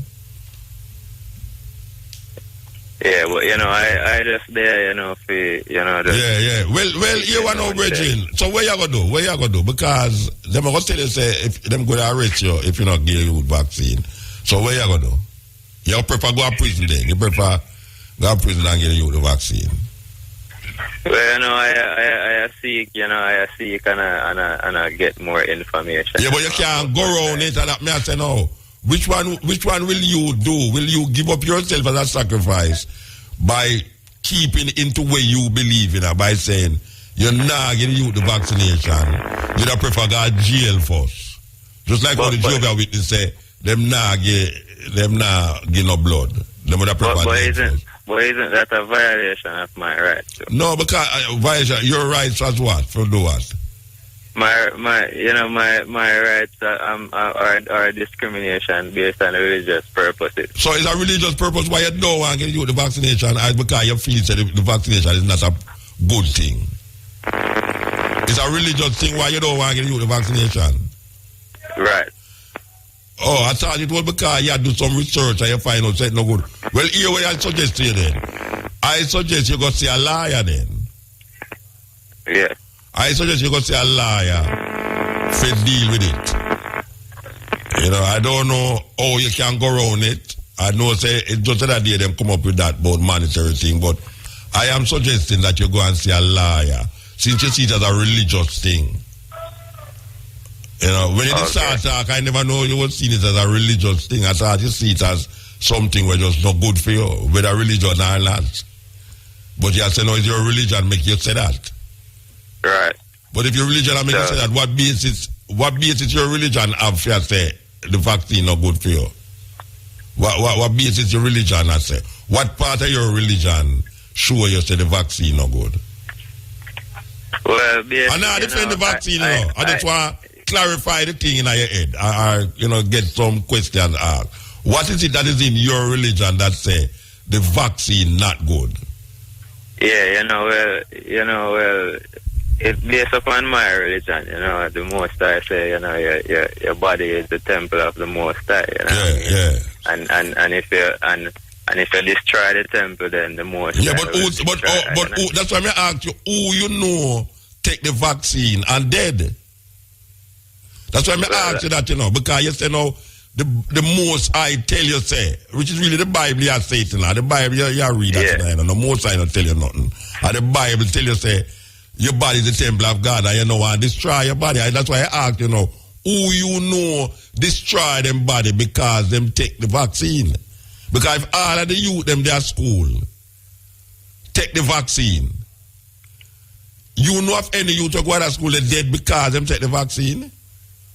No, I don't know, but who will stand security or be responsible if my son get the vaccine and end up being 1 out of 1,000 who die? Yeah, but see them I say now who is responsible if your youth get measles and dead because you never take the vaccine? Because you don't know nobody who take the if 1 out of 1,000 dead because them take the vaccine. And you don't have no one to take the vaccine and dead. You can't now come use 1 out of 1,000 example. You have to use something what is there. That 1,000 you take the vaccine and never dead. So how is it now your religion now going to tell you say your body is the temple of God and you don't want to put nothing in your body that will kill you. But you don't know the vaccine is going to kill you. Because you don't know nobody who would kill. So we're in a serious problem. We're in a very serious problem with religion and where you know as reality, as fact. Because you can't know it as reality. Oh wait, things done. Things done.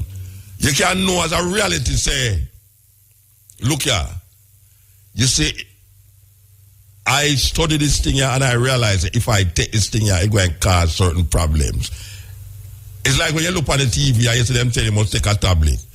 And them tell 10 seconds in the advertisement, them tell you say the tablet good for lower cholesterol. And then the other 20 seconds them tell you say but it's going to cause vomiting, diarrhea and possibly death. Right away you say but wait, if the man who make the tablet and tell you that, maybe go find an alternative deal with it. Now if a man comes to you and tell you, say, boy, right now, this tablet is going to lower your cholesterol. But it have a side effect. And the side effect is not worse than the disease where it's going to stop. In other words, if you take the tablet, the chance of you not catching Ebola, what them call it, Ebola, measles, the chance of you not getting it much better, but you're going to have formed fever. In your command say, no, you have to go find out. Do I prefer to have a little fever when I take the vaccine and get over the fever? Or do I prefer to say, and now take the vaccine and get the measles, and most of the time the measles lead up to other things that you're dead?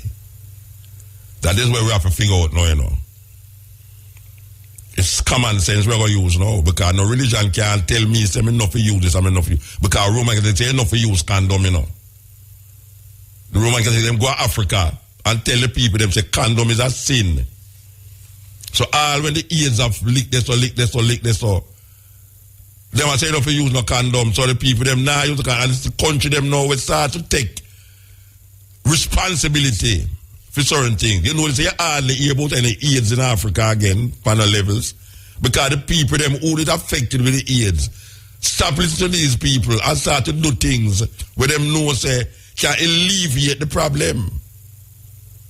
So if a religion come tell, most of a religion tell you something, you know. The religion only tell you something and that's something where them do scientifically deal with. And right now we are look here where we want to say, we are living in a world of science and technology. And there's certain knowledge that people have. There's certain knowledge that we would have called the healer from Africa have. Where the medical man don't know. And then now you have people who will give you just go chop down some bush and put in a pot of water and boil as they drink it. And them don't know the amount or the doses for you. So the effect of the bush become worse than where it really was acquired from the bush. And we are in totally agreement with them what I call alternative medicine. But in dealing with alternative medicine, we have to come with alternative medicine for a scientific approach. Like our ancestors. Our ancestors didn't have a scientific approach, It's not just like, do things haphazard, so, If you don't know, it may not look like European perspective of science, but it's still a science. They didn't know what to do, how to do it, when to do it. Just like how we didn't know, say, if you plant certain food upon the moonshine, the chances of it getting rotten in the ground by weevil and worm and all them is much quicker than if you plant it in a dark night. This is a science, Science through experience. Trial and error. And you recognize that this thing don't work, this thing work. So you realize what can work for you and what can't work for you.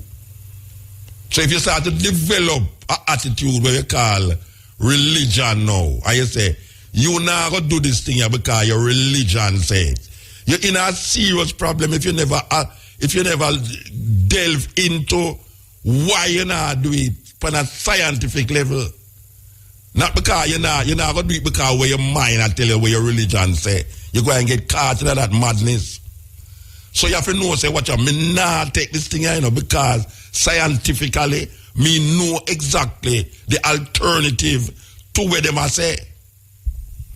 So when them tell you, say, must take tablet for this, you can't find the alternative,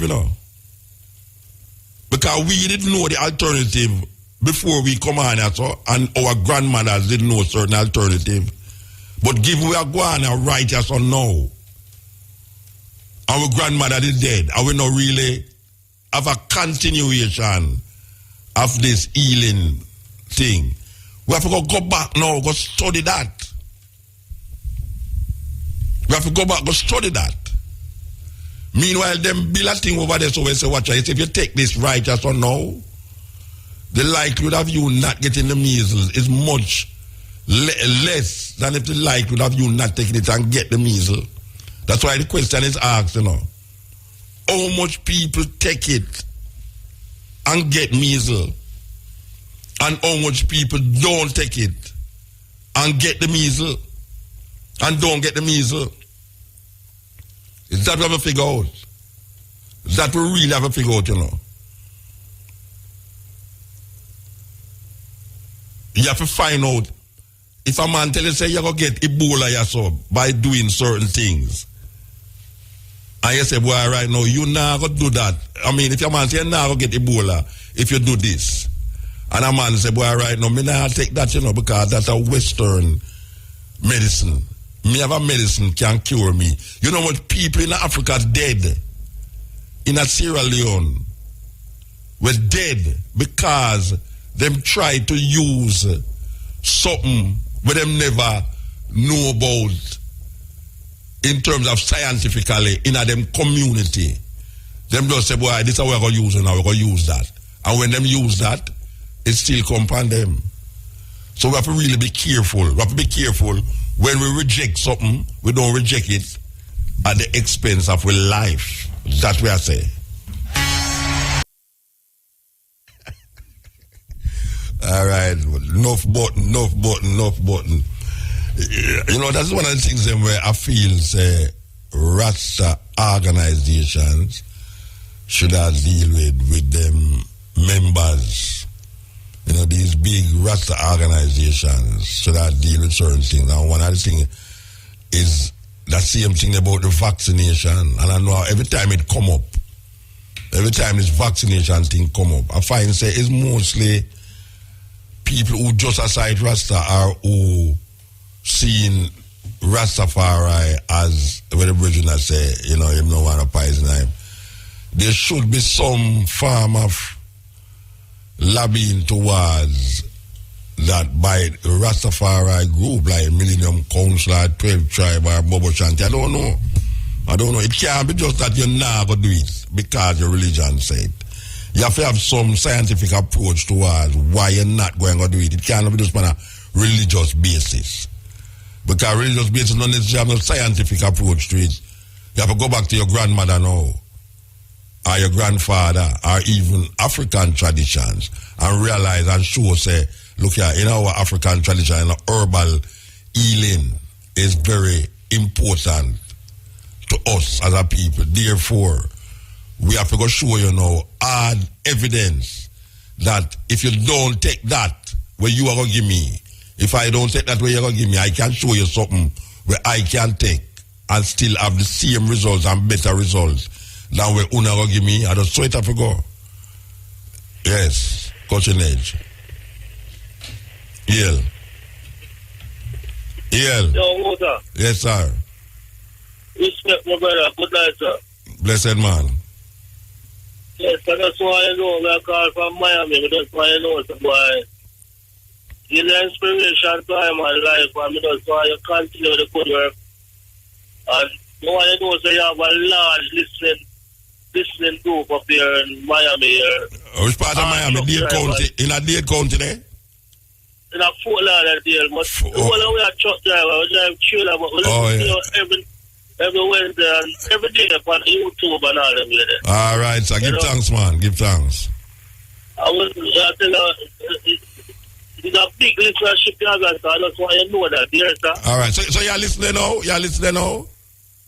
Well, you're listening live right now. Oh, yeah. I'm just calling now, use the phone and call you, you know? All right, give thanks, brethren. Give thanks. No respect, Mota. See? Eyes is eye. Yeah, man. Yes. Yeah, I know. You have a brethren that drive from Philadelphia, go way up in the north in a Vermont, the truck, you know, he used to just call me every time I got ready to drive, you know. Him say me keep him company to drive so far. Yeah, man, 4 hours. Oh, I yell him up to, you know, a long time. I don't hear from him. I'm good out there at Jamaica, you know, sit down on some beach. Where the millions of dollars get from driving trucks so far at that time. Yeah, man, it's supposed to give me some of that too, you know, because me help people keep awake. Yeah, man, this is the Culture Edge and I refer me there with you. And you know, say, we not try go around nothing and we not try come around nothing. But it's the African people now. African people need faith. First of all, you have to really know the African first. Really. Because the argument that I give, if you say you're African, maybe you don't really see it as necessary or important. Because you done did gone in our life already where, oh, that's going to help you. But since we are dealing with a collective approach, and we know, say, well, we have to go as a people, not as an individual, as a people, because we don't want to move as individual like how other people didn't make we believe that's how it's supposed to go. When we them round the corner organize themselves, you see how them separate themselves from the wider community of Jamaica. Yeah, man, them have them own little thing. The Chinese have them little thing over there, so the Indian them have them own little thing, the Syrian have them own little thing over there, so black people create things for everybody. And we feel because we have that nonchalant way of everybody must be included. We feel the boy right now we are God sent for evil, God bless, we say that. When meanwhile we say we are exempt from the higher level of social, political, economical, and spiritual part of the whole pyramid. So even though it's the majority make the bigger base of the pyramid, and the minute amount make the tip of the pyramid. Can you imagine that? And then you have some little niggas that walk around the place with some bossy tie, round the neck and choke them. And I go like say them reach. And them not reach nowhere because most of the time I manage them people business. We're not for them own. Jamaican managers go like they own the business, you see, man. All the while. Two them I get certain liquor. Them get a X6 for drive. Them get a house to live in. and them get certain time, them can't travel, them feel say them own the business. And like more them go make a wrong move and the business go tumble down. You see them say, boy, you want somebody to have an X6 that day, now them can't afford an X6, they can't afford. A Toyota much less. But when you go in at the bank, and when you go in at the big high building, they might sit down around them table. You could have featured them own the business, you know. They might have you nervous too, you know. You could have a look at all the work from them, you know. And them supposed to deal with the work, especially like all them civil servants are the weirdest set of people ever that Jamaica, you know. And them go like say them are government themselves, you know. You go in a certain place, you know, you go pay a certain bill. I go deal with certain things. If they look at work, and the way them are scrutinized, you know, you have to say, boy, right now, boy, I'm only let him in at the toilet much less, you know. They want them are going, you know. And the way them are scrutinized, you know, you have to say, boy, right now, boy, I'm only let him in at the toilet much less, you know. They want them are going, you know. And you say, but wait, I know them own the business. When me go to school, me feel say everybody who do interview with me at them own the business. Me never do it. You did have, you know, personal manager. You did have this your manager, that the manager, and you did have other people, programs director. Me never do it. Have all them things. But feel say anybody where me go interview in front of at them own the business. And I have to leave school to come realize about wait. I walk same way like everybody else in the place. Them not own nothing in there. Because I was never talk about we this and we that. We don't this and we don't do that. I like when you never walk on the road, them so we get fired. Them not have nothing. Yeah, man. And we got turn the levels now turn cultural ambassadors. Cultural ambassadors. Little youth where never have nothing. Go turn ambassadors and put Jamaica upon the map. So we have to check it. We have to really check it because culture, as we say again, and when I talk about just dancing and singing, we talk about the expression of a people that define the people. Who you are as a people. Your heritage as a people, your social way of a people, and we understand that from a cultural perspective. Our spirituality must be placed inside of a culture. We can't have a spirituality that don't have a culture. What is the culture of Christianity? Bend down and pray. I don't know if that is a culture really.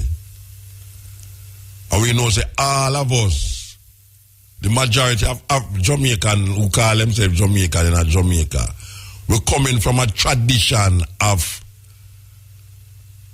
cultural rituals and also expressions that define us. Yeah, man. When you go to St. Thomas, you see rituals. When you go in at the dance hall, you see expression. When you listen to the poetry and the songs, you hear expressions. And that define way.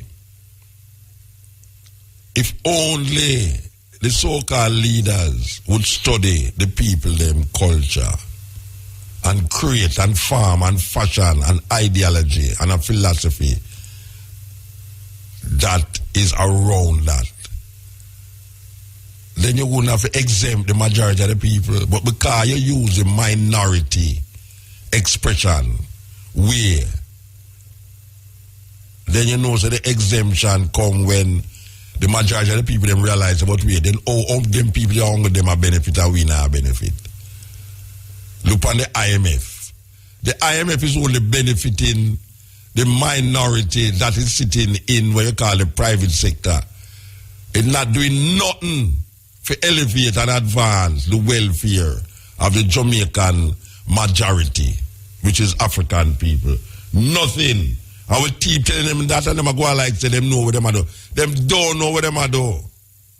Them don't know what them do. Them know what them do and do it deliberate. It's either them don't know what them are do, or them are do it deliberately. And I don't really want to say them so cruel and wicked for just deliberately want to keep down black people. I think it's just ignorance, and them feel blissful about ignorance. Terrible. In a congregation, man. Yes. And people like you couldn't convince them otherwise. Because them believe in our him says so much because he's next to God, at the pastor. Yeah, man. You know what I mean? And that is why you used to hear so much people back then, even now. I said, boy, anything too black no good. Them still I say it, of course. Me enough Jamaicans for that. Them still I say it, man. Black and ugly like what? Yes. Yeah, man. Yes. But you know, remember next year we might talk about say black woman not for married, no black man for married white over. I mean, it's not easy, you know. Yeah, man, it's not easy, man. Say, oh, what should a white woman, black woman doing with a black man? Where she want that far? I'm saying they need to marry a white man. My God. Yeah, upon the pulpit, you must talk it, you know. Upon the pulpit, man, they attack these yeah, man, I know around the corner, you must talk it, man. Upon the pulpit. I tell you, we have a problem as a people. Big problem, big problem. Big problem. And the same problem where man say black people have a wife, this day black people, and the same problem him have, you know. Yeah, but of course. The problem where him claim say, yeah, it was a total, it was a good example of the problem. Him is a product of the same problem, my brother, because that is why him thinking so hard. Yes. And just by saying him a perpetuate the problem. Yeah, of course. Because him agree with the white man. Them say we not good and we not make nothing. We did the Africa with us living in a straw house. Tree and like mountain and thing there.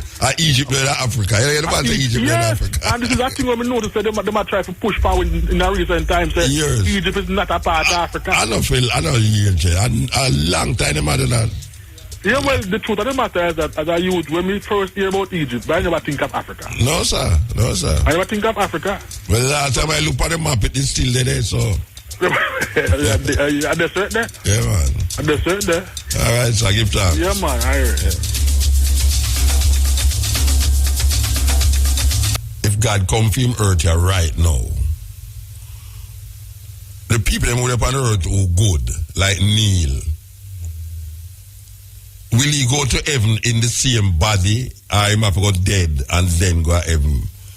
In other words, people with body they are heaven, are just spirit they are heaven.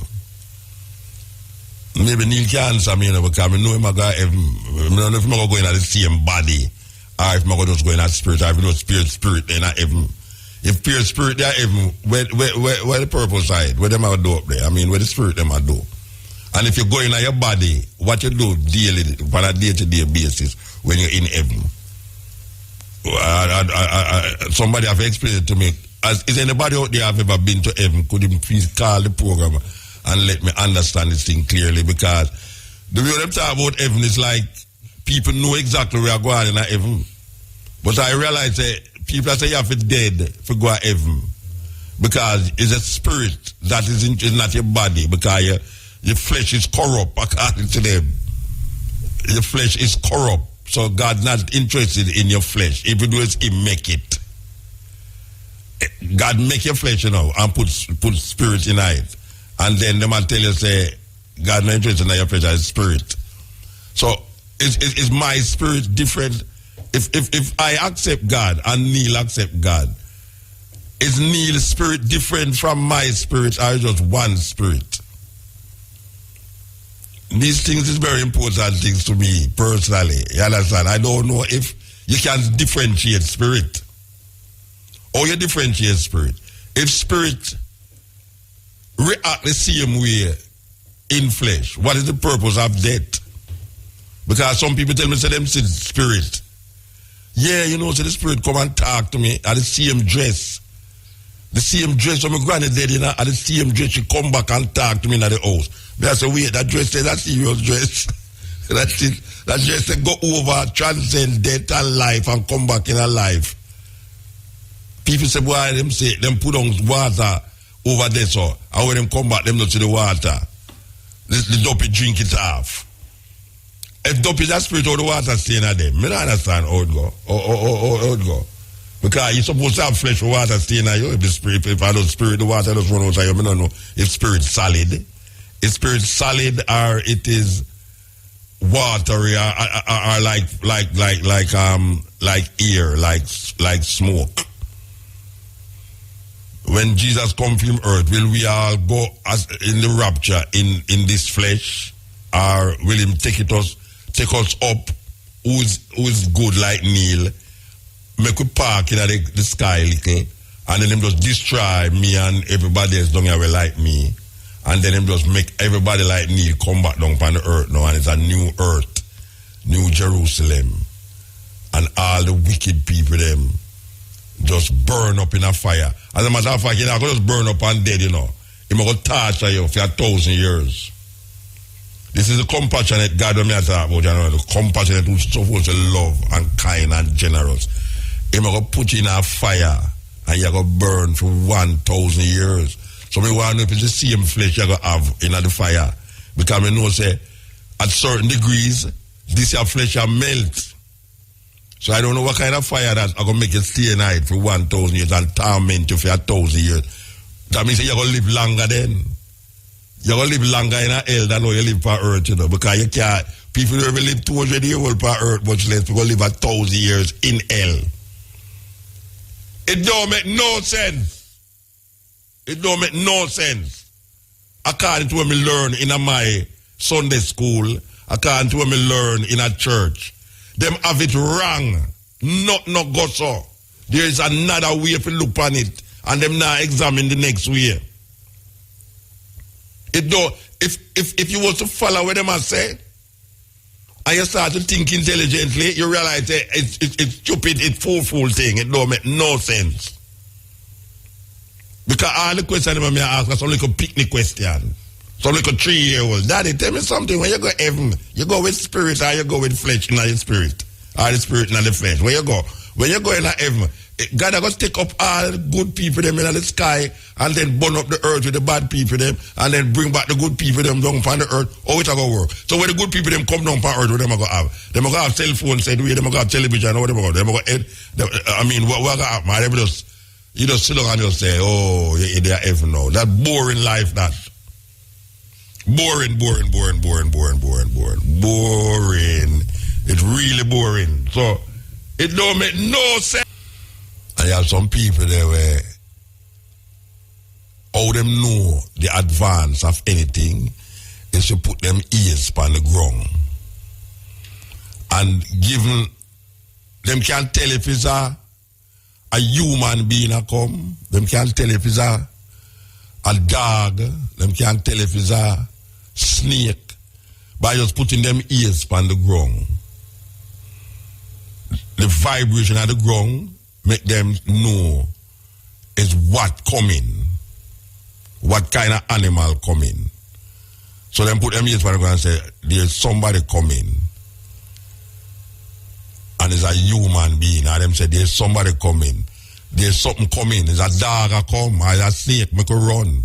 By just putting them ears on the ground and listening, them know that. Now, that is science. That is high science, you know, because if that same person where I do that come out here so in a Jamaica and do that, you know, people that say, boy, that man has some really high, you know, God sent supernatural being that, but not a supernatural being, you know. Because if you live amongst them, you learn that way. If you listen, if you go amongst them and sit down with them regular, you learn how to do it.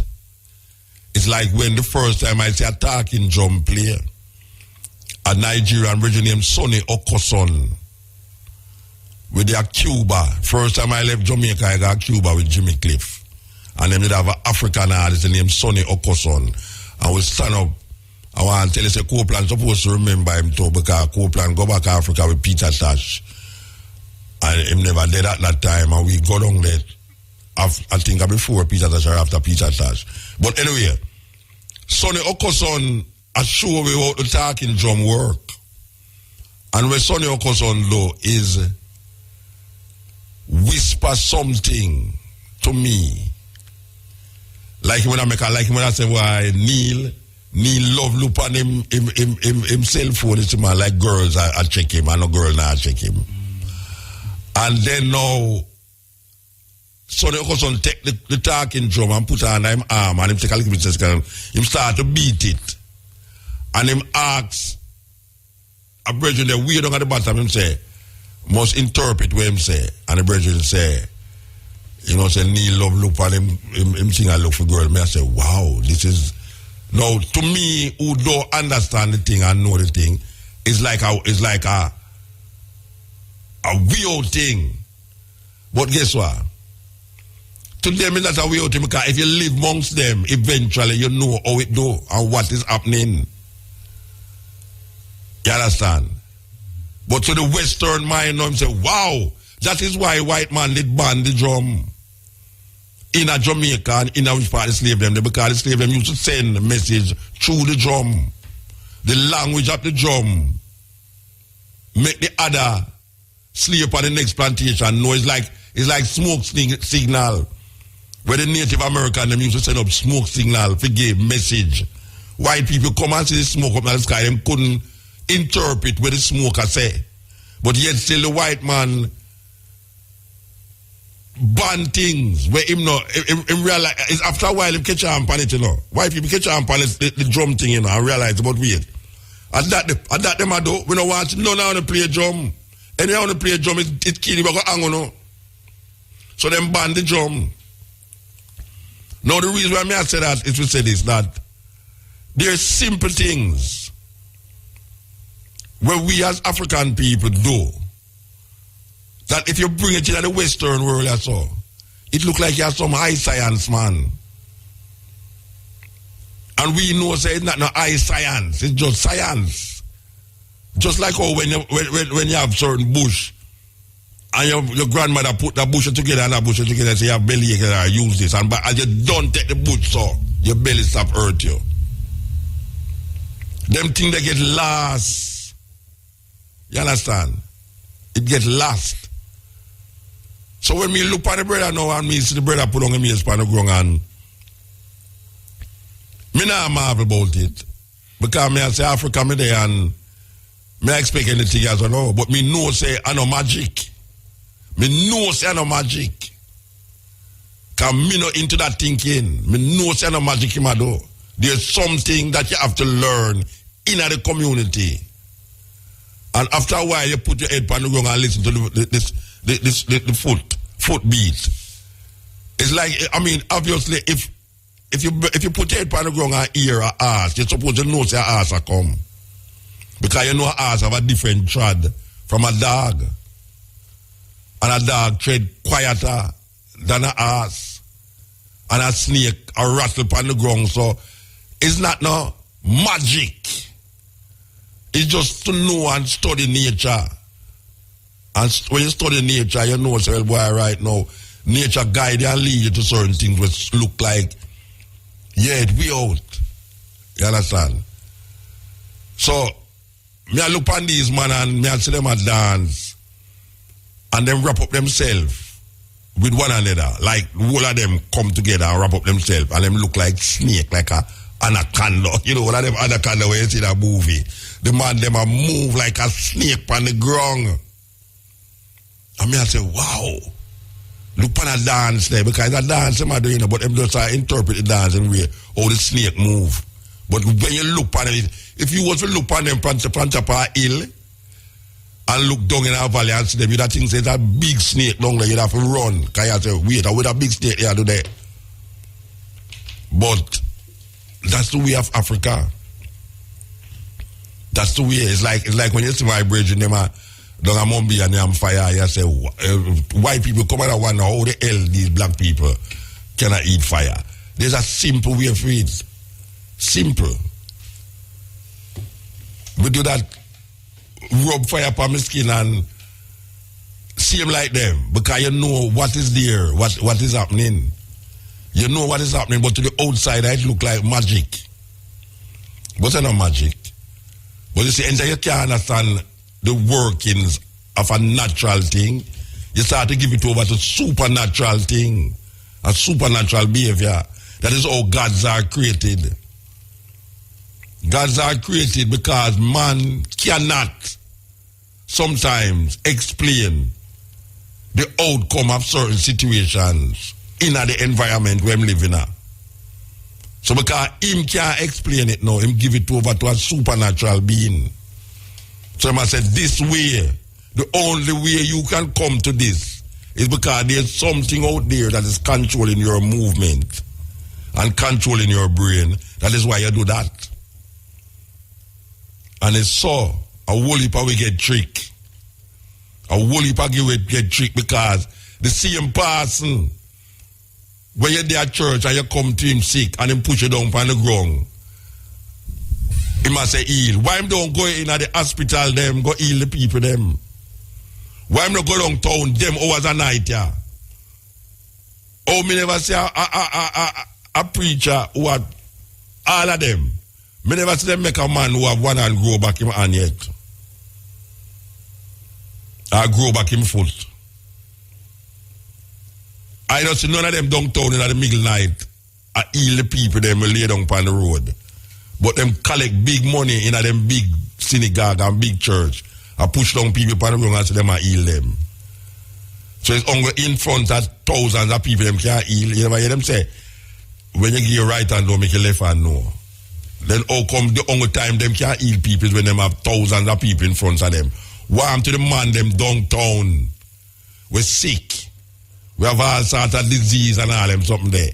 Down at Peter's Lane, in front of Central Police Station. And them place that them for go heal the people them, and then them will make me believe in them.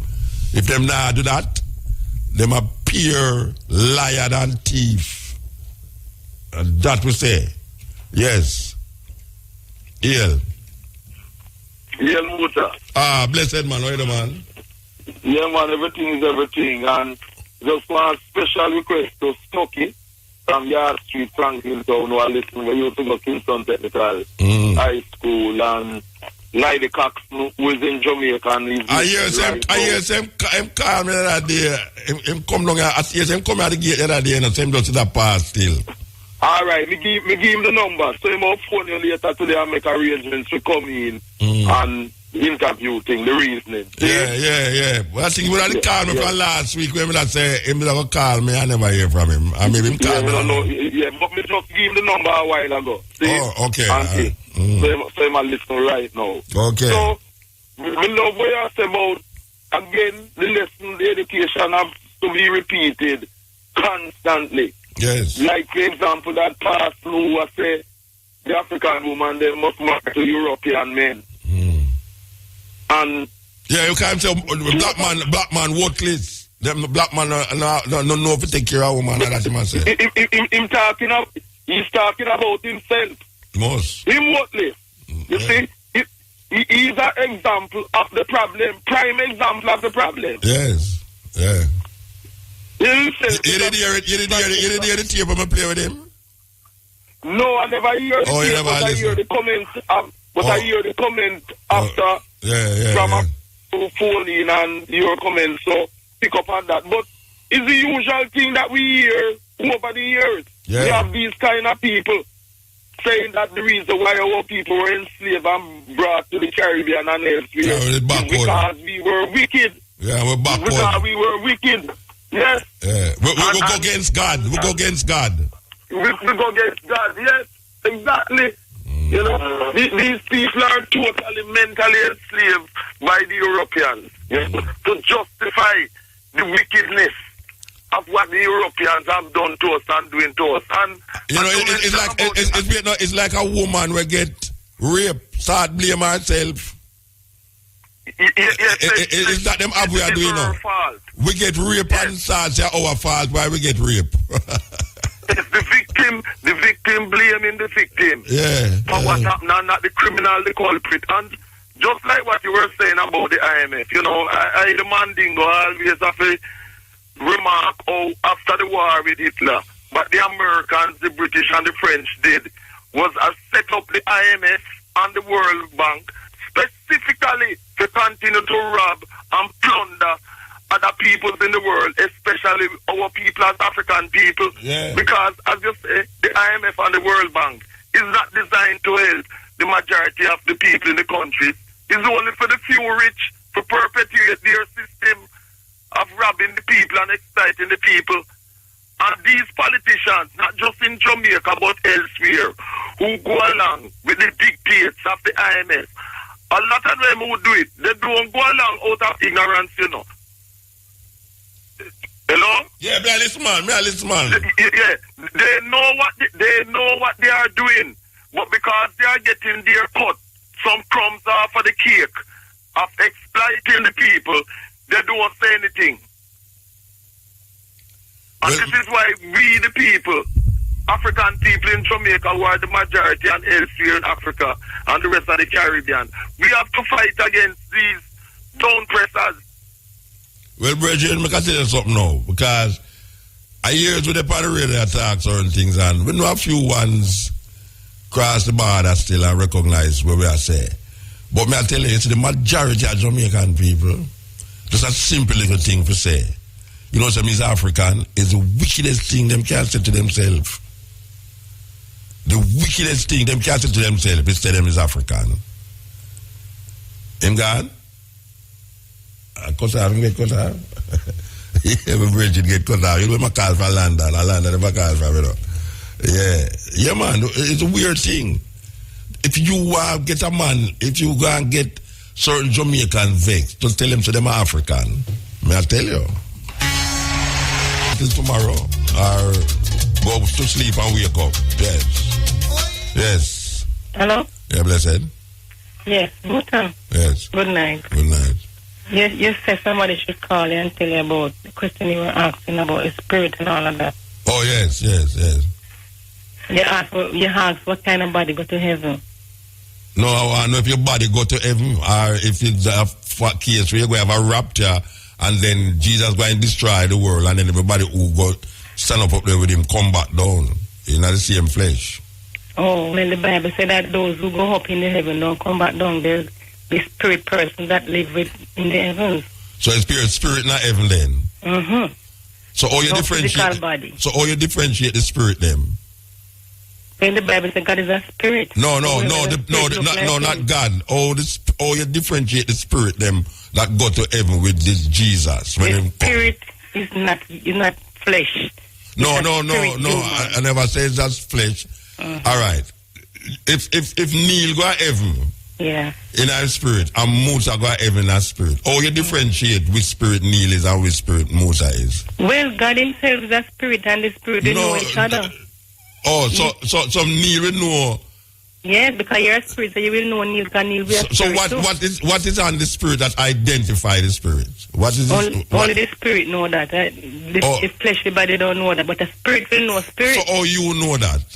Because the Bible says only the spirit live in heaven, and flesh and blood can't inherit the heaven. All right. So when the meek shall inherit the earth, it's not flesh shall go inherit the earth. It's yes. Spirit. Flesh live like body like me and you. Mm-hmm. Go inherit the earth. Yes, we're going to live on the earth. Mm-hmm. But so you got people that live on the earth and some people that live in heaven. The yes, spirit. the Bible tells that there are two classes. Yes, the heavenly government and the earth ruling over the earthly people. So which part Jesus are going there? In heaven or down on the earth? He's going to be the king and ruler, yes. He's going to be the earth?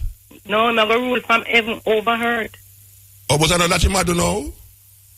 You think he might rule now? No, me don't know. Yeah, you tell me.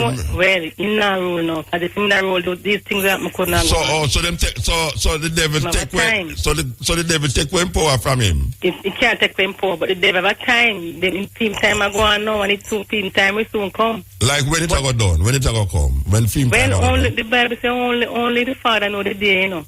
But when that day come, we put Satan rulership to an end. You think God could have ruled in a system where people do these wicked things?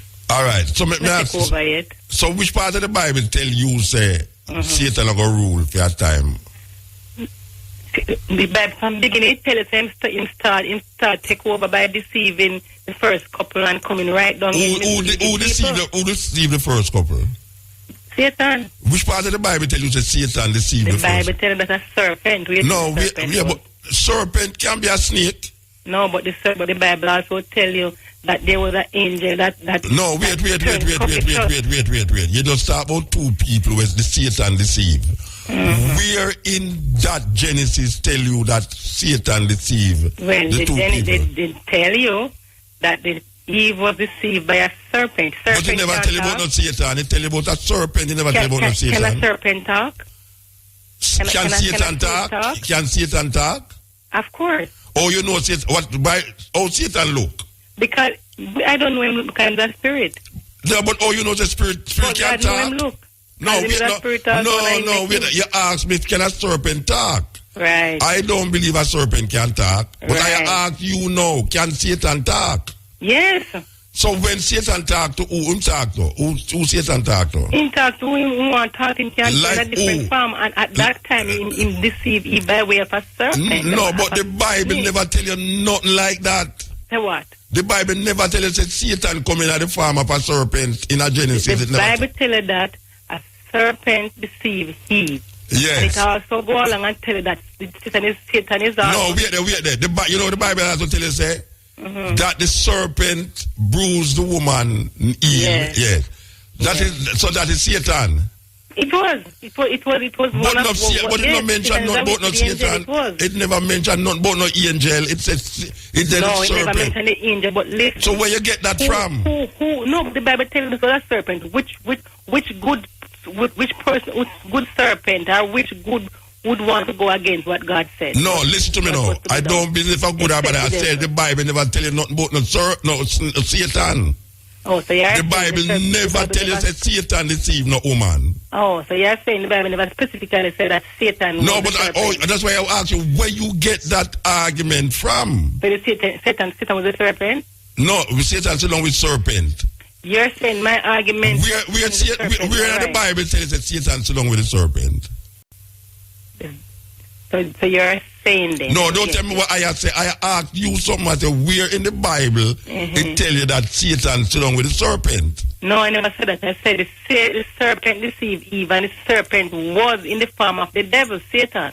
Oh, which part you get that? Which part you get that from? That the serpent was in the form of the devil. So let me ask you. No, don't ask me. Ask the Bible tell you that Satan was the one who deceived Eve. No. Which part of the Bible tell you that Satan was in the form of the snake? Which part of the Bible tell you that?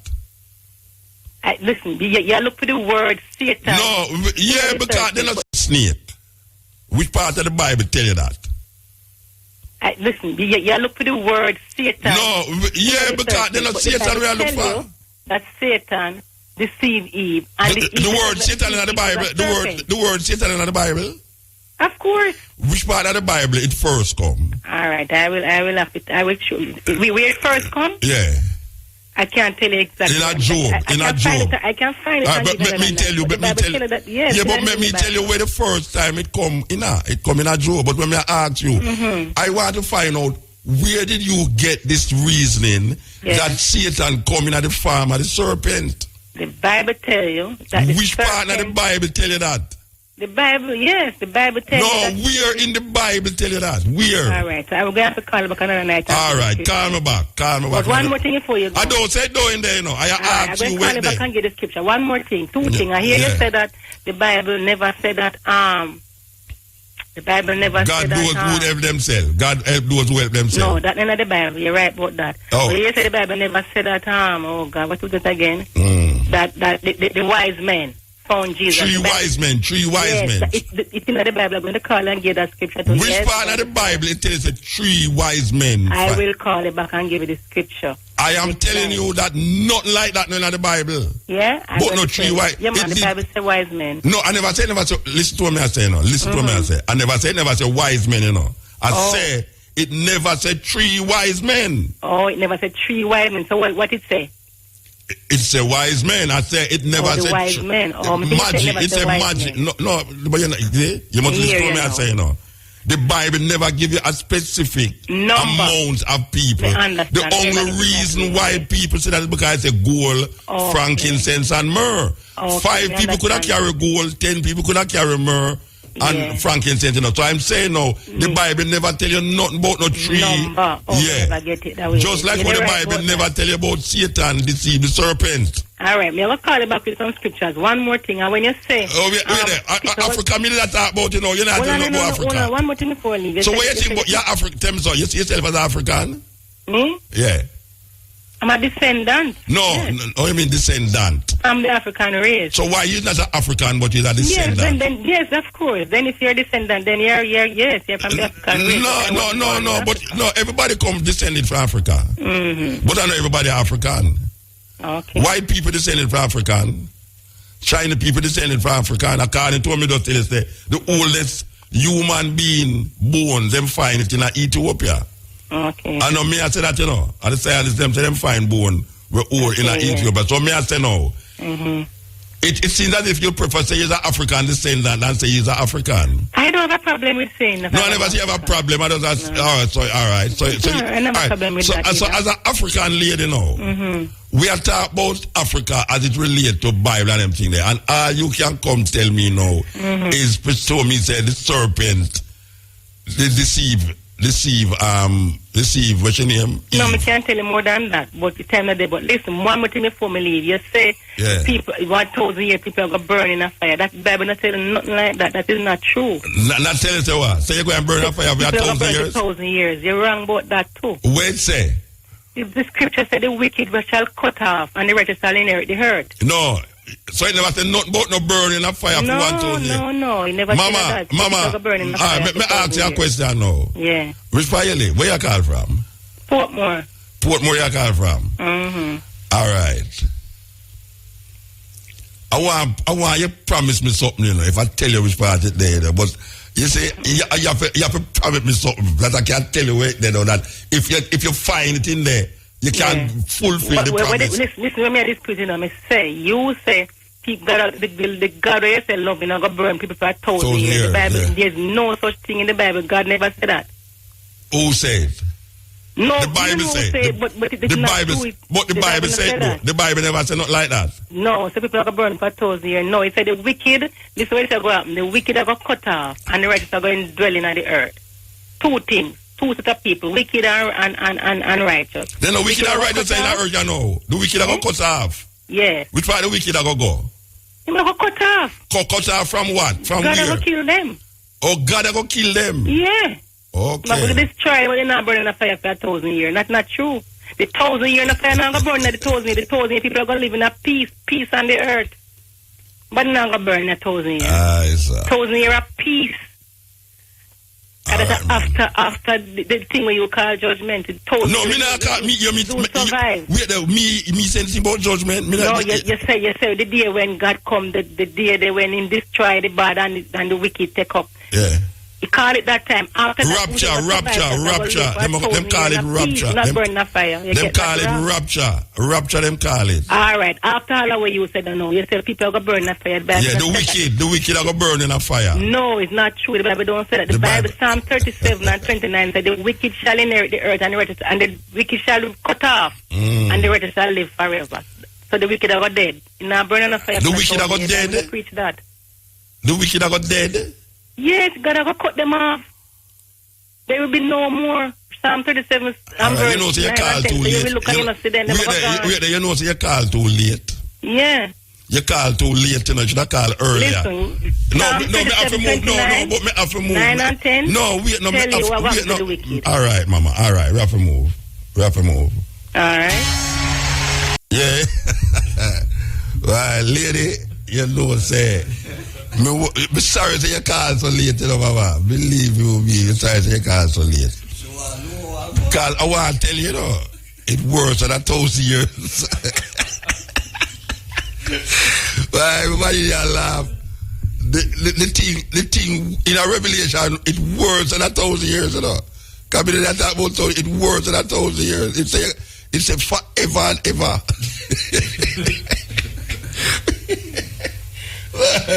No, it works than 1,000 years, Mama. Believe you me. It works than 1,000 years. Sorry, Bridget. You know, say, I'll forget all him there though. Matrix stayed at the house now. Matrix I wait for the program. I did I look for Bible verse. I did I look for Bible verse and peace myself. Trust me. Anyway, later, I got regard, you know. So we are going to this tune now. Believe you me.